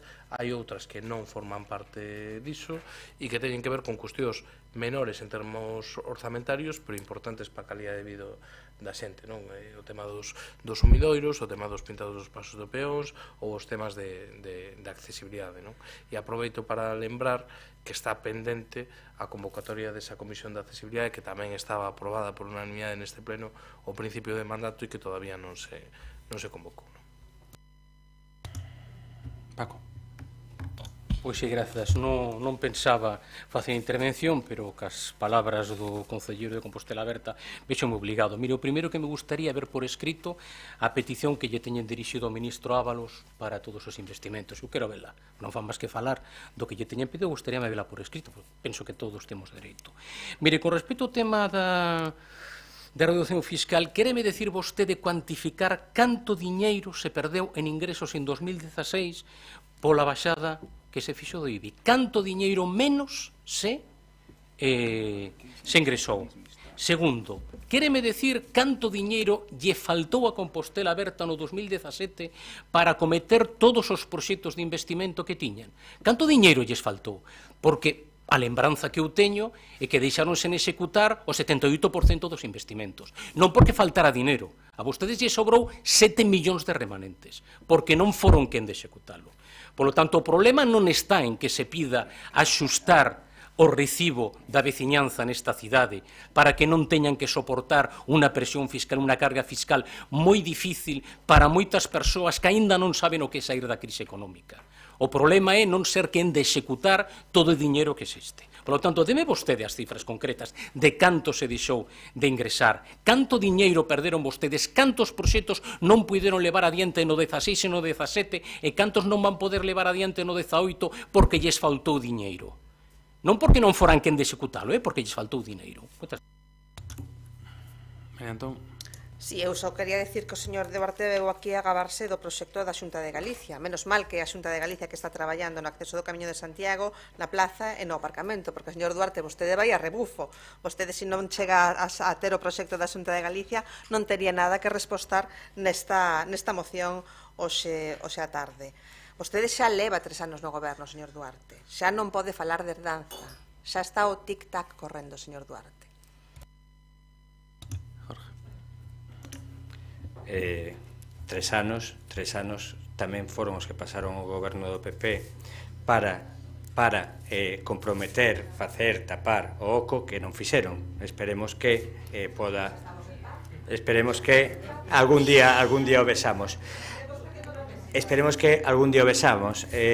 Cando a veces se fala do compromiso, do convenio de colaboración entre a Xunta de Galicia e o Concello de Santiago, a aportación nesos tres camiños da Xunta de Galicia é maior que o do Concello, pero o Concello aporta toda a reposición de infraestructuras e as expropiacións dos terreos. Por lo tanto, non é únicamente da Xunta de Galicia, pero que ademais o Concello de Santiago fai unha inversión de cerca de 5 millóns de euros no camiño portugués, na que a Xunta non invirte nada, en todo o tramo que ten que ver Patio de Madres, Castrón de Ouro ou hasta Ponte Sandino. E están aí os números, e están aí, o sea, a veces un fala moito, pero creo que os números hai que miralos.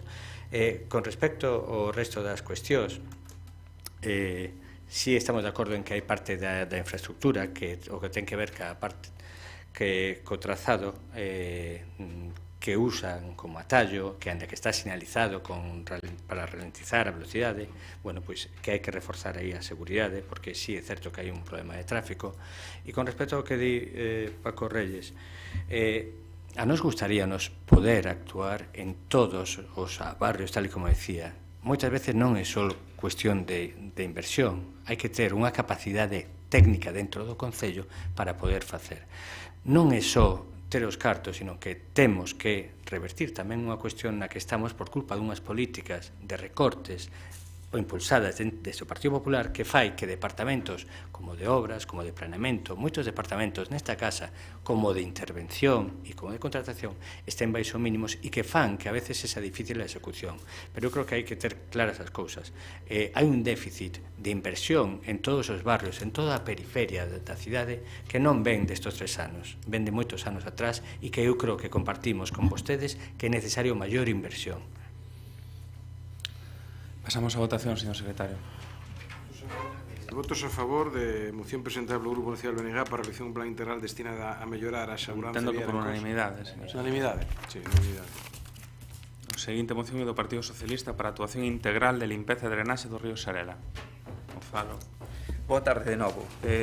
Pois o noso grupo ven de recibir bastantes queixas vecinais respecto do mal estado no que se atopa o cauce do río Sarela, sobre todo no tramo urbán que transcorre entre a Fonte de Ouro e a Ponte do Carme de Abaixo e que podería provocar distintas inundacións como registradas no ano 2009 e 2013. Por eso os veciños están temerosos de que non volva a acontecer. A vista da situación actual non fai falta dar un mínimo paseo por ali e se ve no estado en que se atopa, pois é evidente a necesidade de intervir de novo, facelo sobre todo a maior brevidade posible, pois antes do comenzo das choivas, obviamente sempre respetando as especies protegidas que habitan neste ámbito, pero é máis importante, sobre todo, protexendo a veciñanza e máis a Igrexa do Carme, que está nesa contorna.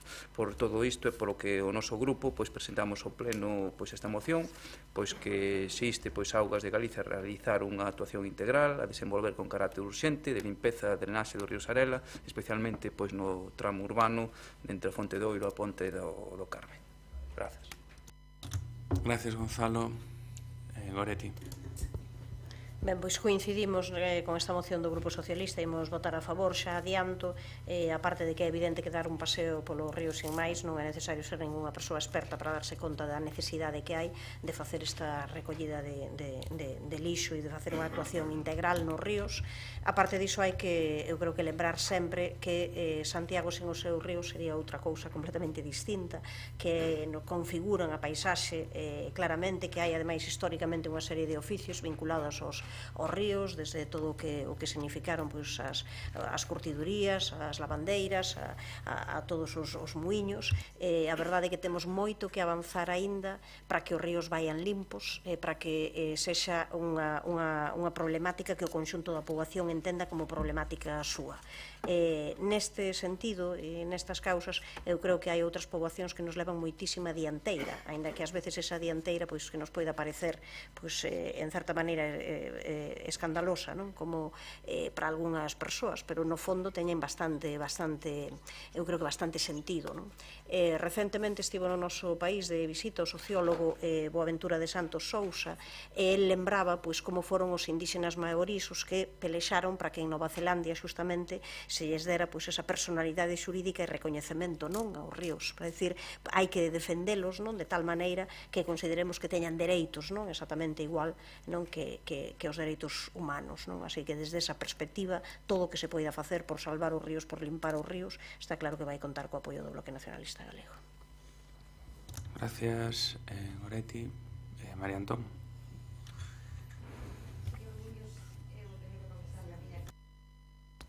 Eu teño que confesar que a miña capacidade de sorpresa con vostedes crece día a día, pleno, diría eu, porque vostedes traen hoxe este pleno unha moción para que Augas de Galicia realice unha actuación integral de limpeza e drenaxe do río Sarela.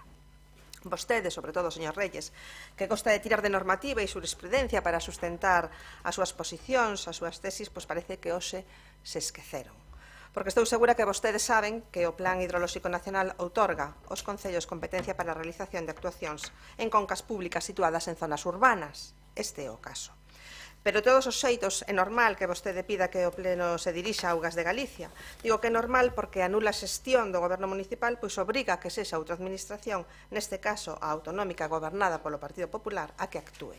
E mire, si, a administración autonómica do Partido Popular actúa concretamente desde o 2010, por poñer uns exemplos, no río Sar fixéronse 13 intervencións. A última, o pasado mes de xullo, a petición dun veciño na contorna da urbanización de Brandía, eliminando árbores con risco de caer sobre o Centro Sociocultural de Vidán.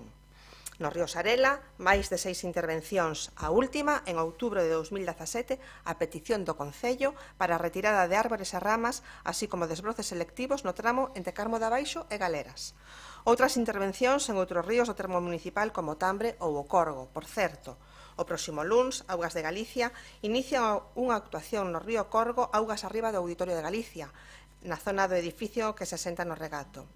Esta actuación vai se iniciar a petición dos veciños ante a falta de atención do Goberno Municipal. Non sei se Compostela Berta está abdicando das súas competencias e da autonomía municipal. O que está claro é que son incapaces de afrontar os problemas desta cidade. O que eu non esperaba é que vostede abdicara da herdanza dos gobernos de progreso, esa herdanza do pasado que quere volver a ser presente, parece ser. Mire, vostedes aprobaron o prego de condicións económico-administrativas do concurso para adxudicar a concesión da xestión do Servizo Municipal de Saneamento.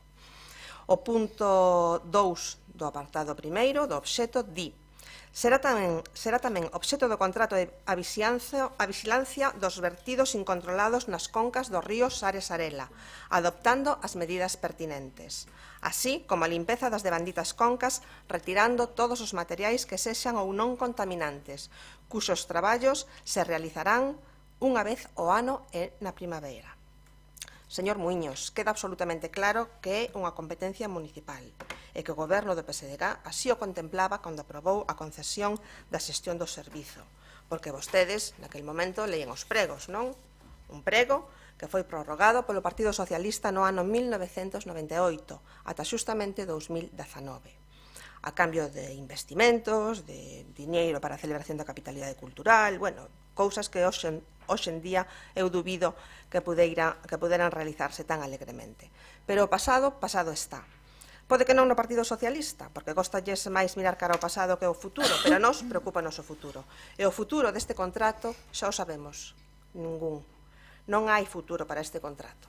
Faltan 100 días para 2019 e Compostela Berta non ten iniciado ningún traballo para preparar esta licitación. Unha licitación importante dun servizo público prioritario. Un contrato que é unha oportunidade para plasmar o compromiso medioambiental do Concello de Santiago, da xestión da auga e da pegada ecolóxica do Concello, para que a sostenibilidade non sexa unha palabra bonita nun discurso.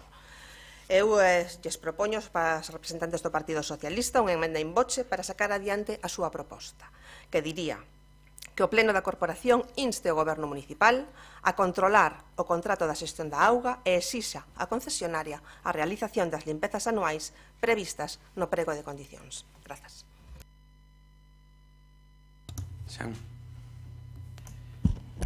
Ben, A concesionaria de augas fai limpezas unha ou dous veces ao ano, de feito, a última foi, creo que no mes de xullo, onde limpa o lixo das marxes e actúa sobre madeiras ou árbores mortos que están nas canles. Non actúa sobre as especies vivas que están na canle, porque iso necesita, ao ser competencia de Augas de Galicia, necesita autorización de Auga de Galicia para intervir.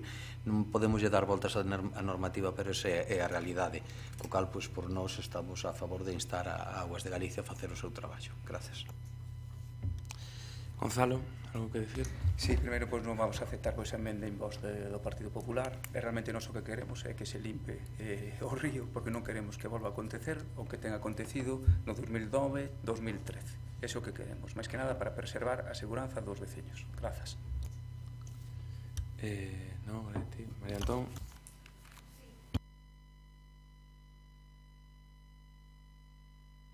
Simplemente unha apreciación, autorización non é intervención. Vostede pode pedir autorización e mandar facer unha intervención. Grazas. Pasamos a votar, señor secretario. Votos a favor da emenda presentada polo Grupo Municipal PSDG-PSOE para instar a Augas de Galicia a realizar unha situación integral a desenvolver... Como?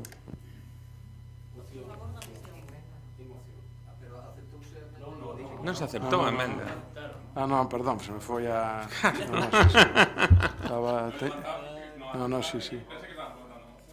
Estaba pensando en presentar polo Grupo Municipal... Evidente, esta é unha moción. El Grupo Municipal PSDG-PSOE para instar a Augas de Galicia a realizar unha actuación integral a desenvolver con carácter urxente de limpieza de drenaxe do río Serela. Foi recitada esta emenda in voce. E votos a favor? PSOE, BNG, Compostela Aberta. Votos en contra? Ningún. Abstencións, Grupo Popular. Queda aprobada a moción. Pasaríamos a cuarta das mocións, esta do BNG, para sinalizar os lugares de roteiro das Irmandades da Fala creada pola Agrupación Cultural Logalo. Ben, sí, do que se trata nesta moción é de facer aquilo que eu penso, non, que teñen que facer justamente as administracións, que é acompañar o traballo moi ben feito, moi esforzado do movimento asociativo, neste caso dunha entidade histórica da nosa cidade, a Asociación Cultural O Galo, que fai moitísimas actividades, sobre todo de recoñecemento da nosa historia, do noso patrimonio, de divulgación e promoción, e nestes momentos está traballando e xa está anunciado, non, a realización dun roteiro justamente polos lugares significativos onde persoeiros, moito profesorado, estudantado, comerciantes, obreiros, vinculados ás Irmandades da Fala, que tiveron pois algún lugar, un espazo, unha casa, un lugar onde residiron, un comercio, espazos vinculados a eles e a elas, que forman parte desa historia viva de Santiago. Por tanto, entendemos que ese acompañamento que pode facer o Concello de Santiago de Compostela é justamente pois aproveitar este traballo xa feito pola Asociación Cultural O Galo, que vai pois facer por primeira vez o próximo sábado 29 de setembro, e sinalizar eses lugares do roteiro das Irmandades para que non se perda, para que non sexa un traballo que se realiza, que se desenvolve un día e que logo pois desaparece, únicamente fica na memoria das persoas que participaron no roteiro, que os sinalicen e que se instalen paneis informativos ali onde sexa posible para contribuir justamente a súa difusión, a difusión dun legado que ten moito que ver pois coa defensa da nosa lingua, dos nosos sinais de identidade culturais, dos nosos dereitos como nación e tamén do recoñecemento dos dereitos das mulleres, non, a respecto dos homes.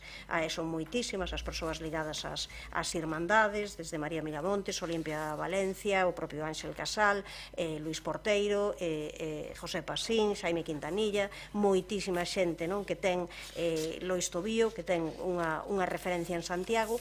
En ese sentido tamén entendemos que estes roteiros deberían de figurar, deberían estar nos lugares, nos folletos onde de turismo, onde acode moita xente de fora, que tamén está ben para sair justamente de non andar única exclusivamente nas rúas arredor da catedral, senón que coñezan tamén da nosa historia, que tamén ali se repartan eses folletos, e mesmo unha vez identificados e cos paneis que poidan formar parte dos roteiros que fan tamén centros de ensino. Moitas gracias, Goretti. Mila, a túa quenda. Gracias, señor alcalde. Boa tarde a todas e a todos. Calquera tipo de iniciativa, dende logo que se promova e sirva para recuperar a nosa cultura, atopará sempre eco no Grupo Municipal Socialista, como xa o temos amosado en diferentes ocasións. Un pobo sen memoria está condeado ao esquecemento, e, dende logo, sin esta memoria non sería posible a conservación de coñecementos para transmitir formas de cultura. As Irmandades da Fala foron un movimento esencial na historia da reivindicación da nosa lingua, onde aquelas mulleres e aqueles homes de Galicia mantiveron como obxectivo primordial a defensa e a revalorización do idioma galego e, como non, a expansión do seu uso social tanto na literatura, no ensino, na ciencia ou en calquera outra manifestación pública, oral ou escrita. Foi en outubro de 2016, coincidindo co centenario do nacemento das Irmandades da Fala, cando a agrupación cultural O Galo, entre outras actividades, programou un roteiro guiado polo investigador e vicepresidente da Fundación Castelao, Miguel Anxo Seixa Xoane. Naquel entón fíxose xa un percorrido por lugares históricos da nosa cidade vinculados á actividade das Irmandades da Fala, tanto para coñecer as vivendas, como recordaba Goretti San Martín, onde habitaban, como os lugares onde estudaron ou desenvolveron as súas actividades profesionais e culturais. Lugares, moitos deles, de memoria significativos na nosa cidade para coñecela. Polo tanto, sin alongarme máis deste xeito, parecenos axeitada e de xustiza esta proposta e concordamos coa petición que nela se fai do sinalamento dos lugares do roteiro para a difusión do legado das Irmandades da Fala. Máis nada. Moitas gracias, Mila. María Antón.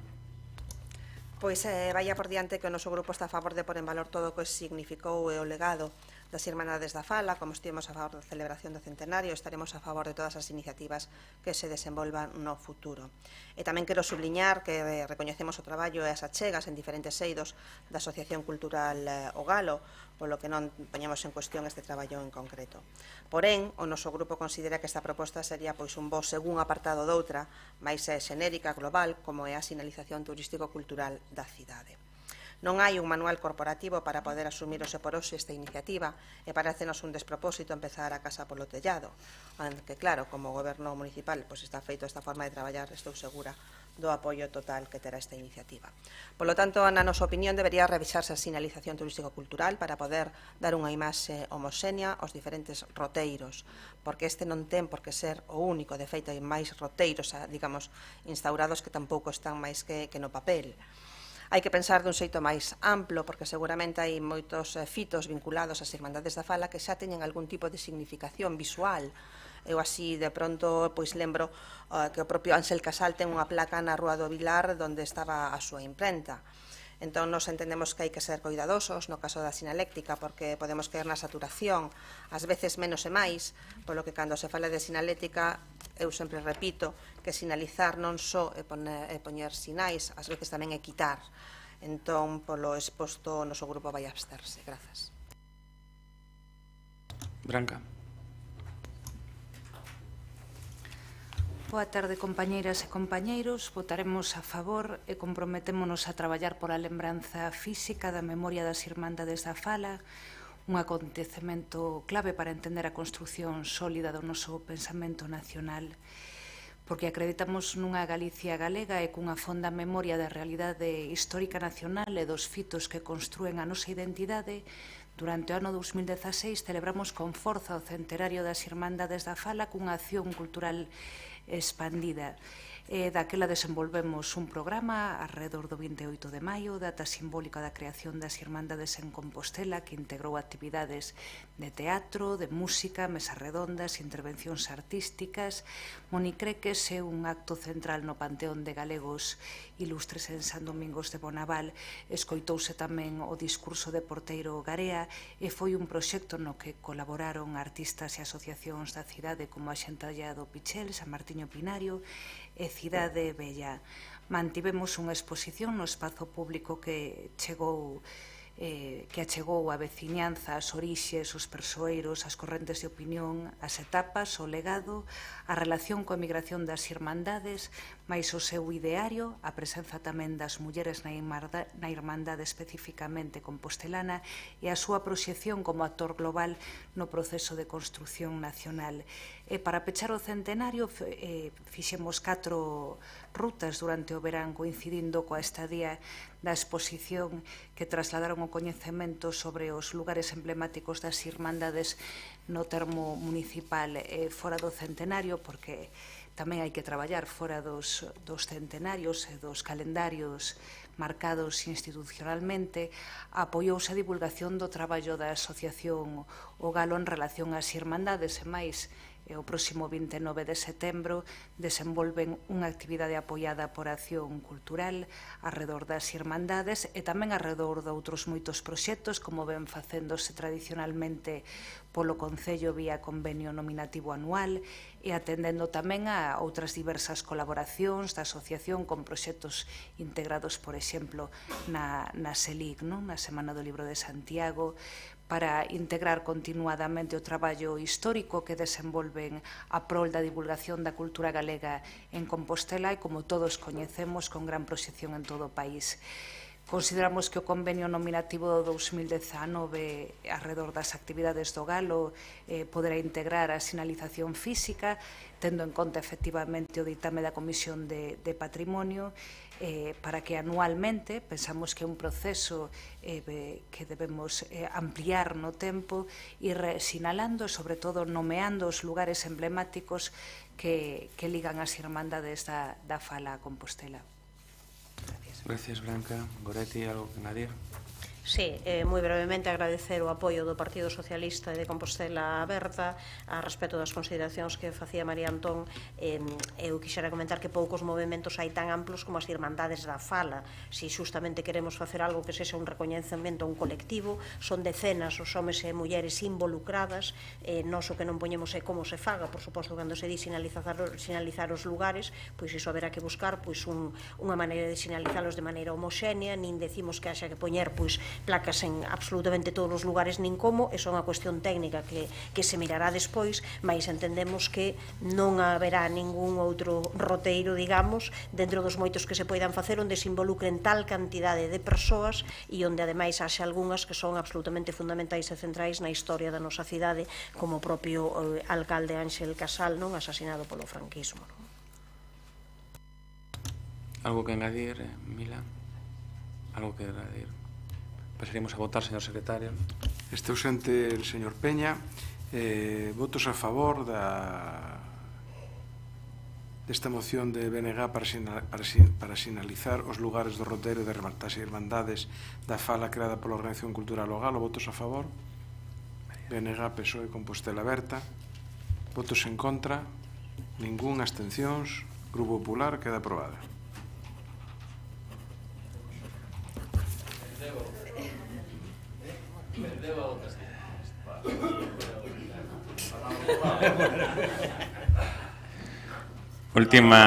Última das mocións que do Partido Popular sobre a mellora ambiental e urbanística no contorno do viaducto da avenida Antón Fraguas. Mariano. Pois para rematar moi brevemente, como estamos no Día da Marmota, xa trouxemos a este pleno diferentes cuestións tratadas nos 3 anos, pois nós tamén traemos a este pleno unha situación dunha zona da cidade que xa foi o xeito, como decía, de diferentes iniciativas deste grupo, pero tamén do resto dos grupos da oposición.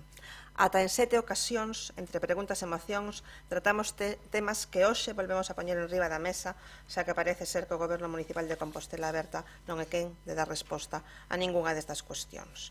Desde a implantación dun sistema que permita a rotación no parking disuasorio de Ponte Pedriña, que primeiro estaba en estudo, despois pendente de autorización de Adif, a finais de 2017 o Goberno afirmou que ia poñer unhas máquinas de control ata o día de hoxe. Todo o contrario, a falta de diligencia neste asunto pois se sume nun caos esta zona con vehículos aparcados nas beiras rúas ou superficies verdes, o que produce un deterioro físico e ambiental desta área. A falta de limpeza e coidados dos terreos desta zona, impropios dunha entrada á cidade pola que pasan centos de vehículos diariamente, sen esquecer o derrubo dunha nave antigo taller mecánico que pon en risco a seguranza dos veciños ou o lavadoiro de Cornes. Cuestións, como decía ao principio, todas estas xa debatidas dende 2016 ata o día doxe. Entón non me vou a estender máis porque todos somos coñecedores desta situación, do deterioro desta zona e so pido o apoio do resto dos grupos. Nada máis, grazas. Gracias, María. Goretti. Sí, ben, pois o Bloque Nacionalista Galego vai votar a favor desta moción do Partido Popular. Estamos de acordo en que hai que solucionar unha serie de cuestións que é certo que xa viñeron a este pleno en distintas propostas, tanto do Grupo Popular como do Grupo Socialista como do propio BNG, en mocións, en preguntas, en rogos en distintas ocasións, non? Non foi xa desde 2016, senón que xa, polo menos, o Bloque Nacionalista Galego registrou unha pregunta xa a respecto concretamente do tema da rotación de vehículos xustamente na Pontepedriña, registrou unha xa en outubro de 2015. Así que entendemos que é boa hora de darlle unha resposta a todas estas cuestións. Eu creo que, vamos, non hai máis que facer que apoiar e conseguir que haxa unha intervención importante, como se pon aquí, un plan de mellora integral de toda a zona. Moitas gracias. Paco. Gracias, señor alcalde. Pois a min o primeiro que me gustaría decir, máis que nada por alusións que escuitei en outras intervencións, é que nós non miramos ao pasado. Nos miramos os nosos referentes, que son referentes desta cidade, precisamente para acadar o futuro. Vale. Nos miramos a quenes lideraron o crecemento desta cidade en todos os eidos e que van nos axudar o PSDG conxuntamente ca veciñanza a acadar novamente o futuro. Dito isto, efectivamente, dende logo, todo o que refírese a contorna a que fai referencia a esta moción do Partido Popular, pois, dende logo, non está como está por falta de iniciativas da oposición. Porque en iniciativas do Partido Popular, efectivamente, do BNG, do Partido Socialista, agora lembraba unha sobre a Lagoa de Cornes, lembraba outra precisamente sobre o espazo específico do que chamamos Aldea de Cornes, pero o certo é que nesa contorna para nós hai dous grandes problemas que de alguna maneira engloban os outros. O primeiro, un aparcamento descontrolado, así de claro, e despois a existencia duns chans de uso público, pero que non existe proxecto para que facer con eles. Esa é a realidade. Entón, que o que é necesario, dende o noso punto de vista? Pois un aparcamento ordenado e controlado e aproveitar eses espazos públicos para unhas áreas estacionais que poderíamos chamar os paseos por Brañas de Sar. Nos entendemos que hai que ordenar toda a zona. É unha zona, dende o noso punto de vista, de esparcimento e de apertura da trama urbana. Para nós sería un principio para o acondicionamento do que nós entendemos ten que ser o gran parque de Lecer de Compostela que Brañas de Sar, e ademais ten que axudar a vincular precisamente os barrios novos a través desa zona de esparcimento para que a trama urbana vexe incorporados e integrados pois o que podemos chamar o novo Conxo e o Restoial. O noso voto vai ser a favor. Grazas. Gracias, Jorge. Bueno, pois decía María Antón que había moitos destes temas que xa estuveron aquí. A mí gustaríame diferenciar en dous campos moi claros. Un, o que ten que ver co aparcamento de Pontepedriña, no que estamos na última fase antes da implantación. Próximas datas irá encomenda a TUSA, a aprobación do orzamento de TUSA para colocación das máquinas e poder implantar definitivamente ese modelo de rotación. Eso está encaminado para poder facelo próximamente. Polo tanto, sí somos conscientes de que houve algún proceso de invasión incluso de zonas verdes que agora limitouse, prohibiuse, sinalizouse adecuadamente e impídese ese aparcamento en esas zonas verdes. Por lo tanto, con respecto ao aparcamento, entendemos que igual os tempos foron máis lentos do que a todos nos gustaría, pero entendemos que a solución está encamiñada e que en próximas datas, despois desa encomenda de xestión a TUSA e aprobación en Consello de Administración de TUSA, poderíamos ter esas obras xa en marcha para o carácter rotatorio. Con respecto ao plan de mellora ambiental e urbanística que se fala na moción, a mí gustaríame volver a reiterar o que xa se falou en moitos plenos. Na Lagoa de Cornes hai un proxecto de protección medioambiental que dice que hai que manter a vegetación tal e como está, vallalo para que a fauna que hai dentro dese entorno poda crecer en liberdade e sin molestias. Por lo tanto, no que ten que ver ca Lagoa de Cornes, a solución que ten na actualidade co Mirador de Madeira é a que está prevista. E con respecto a eso que califica María Antón como ocurrencia dos tubos, gustaríame decirlle que ese ámbito que está asardinado cunhos tubos de formigón de máis de un diámetro moi grande, de 200, e unhas tablas pertenecen ás obras de urbanización do sub 2 de Cornes, obra que está pendente de recibir, pero que está urbanizada cos criterios da dirección facultativa dese plan parcial, dese polígono que está en marcha, e que tamén conta co visto bon dos servicios técnicos municipais, e que a solución que se propón con esos aros e esos bancos integrados na paisaxe, bueno, pois é a solución aceptada técnicamente e proposta técnicamente por un arquitecto o que fai a urbanización do SUM 2 e aceptada polos servicios técnicos municipais, que está pendente de recepción e que se ten algún pequeno problema de mantemento haberá que reclamarlle á empresa que está facendo estes traballos de urbanización e de asardiñamento a súa limpeza. Por outra banda, si somos conscientes de que hai uns terreos particulares ao marxen do aparcamento que teñen vegetación, pero que son terreos particulares integrados no SUPUN e nos que se lle requiriu para manter a limpeza, igual que se lle requiriu ao propietario do aparcamento que foi demolido no edificio da esquina para adaptar a legalidade, tuve unha orden de disciplina urbanística para adaptar a legalidade e mellorar a seguridade desa infraestructura. Por lo tanto, si é certo que de todo o que ven aquí xa falamos anteriormente, pero moitas desas cousas están no punto que teñen que estar.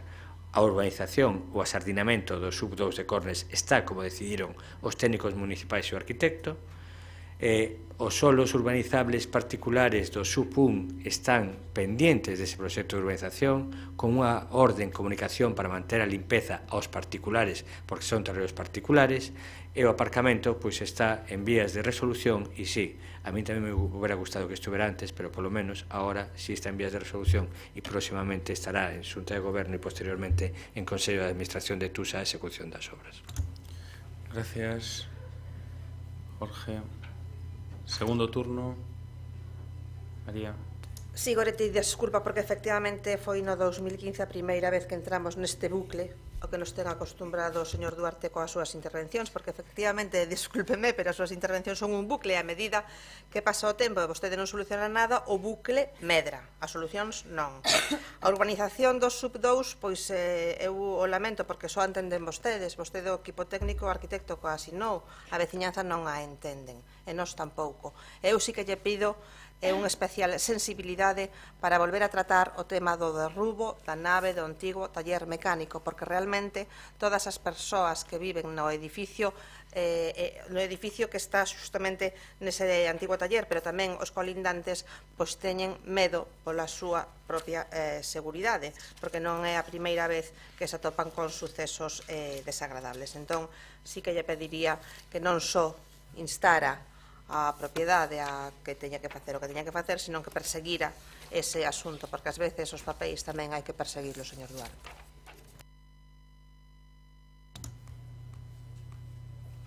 Queres dicir algo máis? Sí, 2 minutos. Bueno, os papéis hai que perseguilos, as ordes de disciplina están efectuadas, controlaremos como están para que se dé cumprimento a ese mantemento. Por a nosa banda, entendendo que todo está encaminado, optamos pola abstención como voto do Grupo de Compostela Aberta.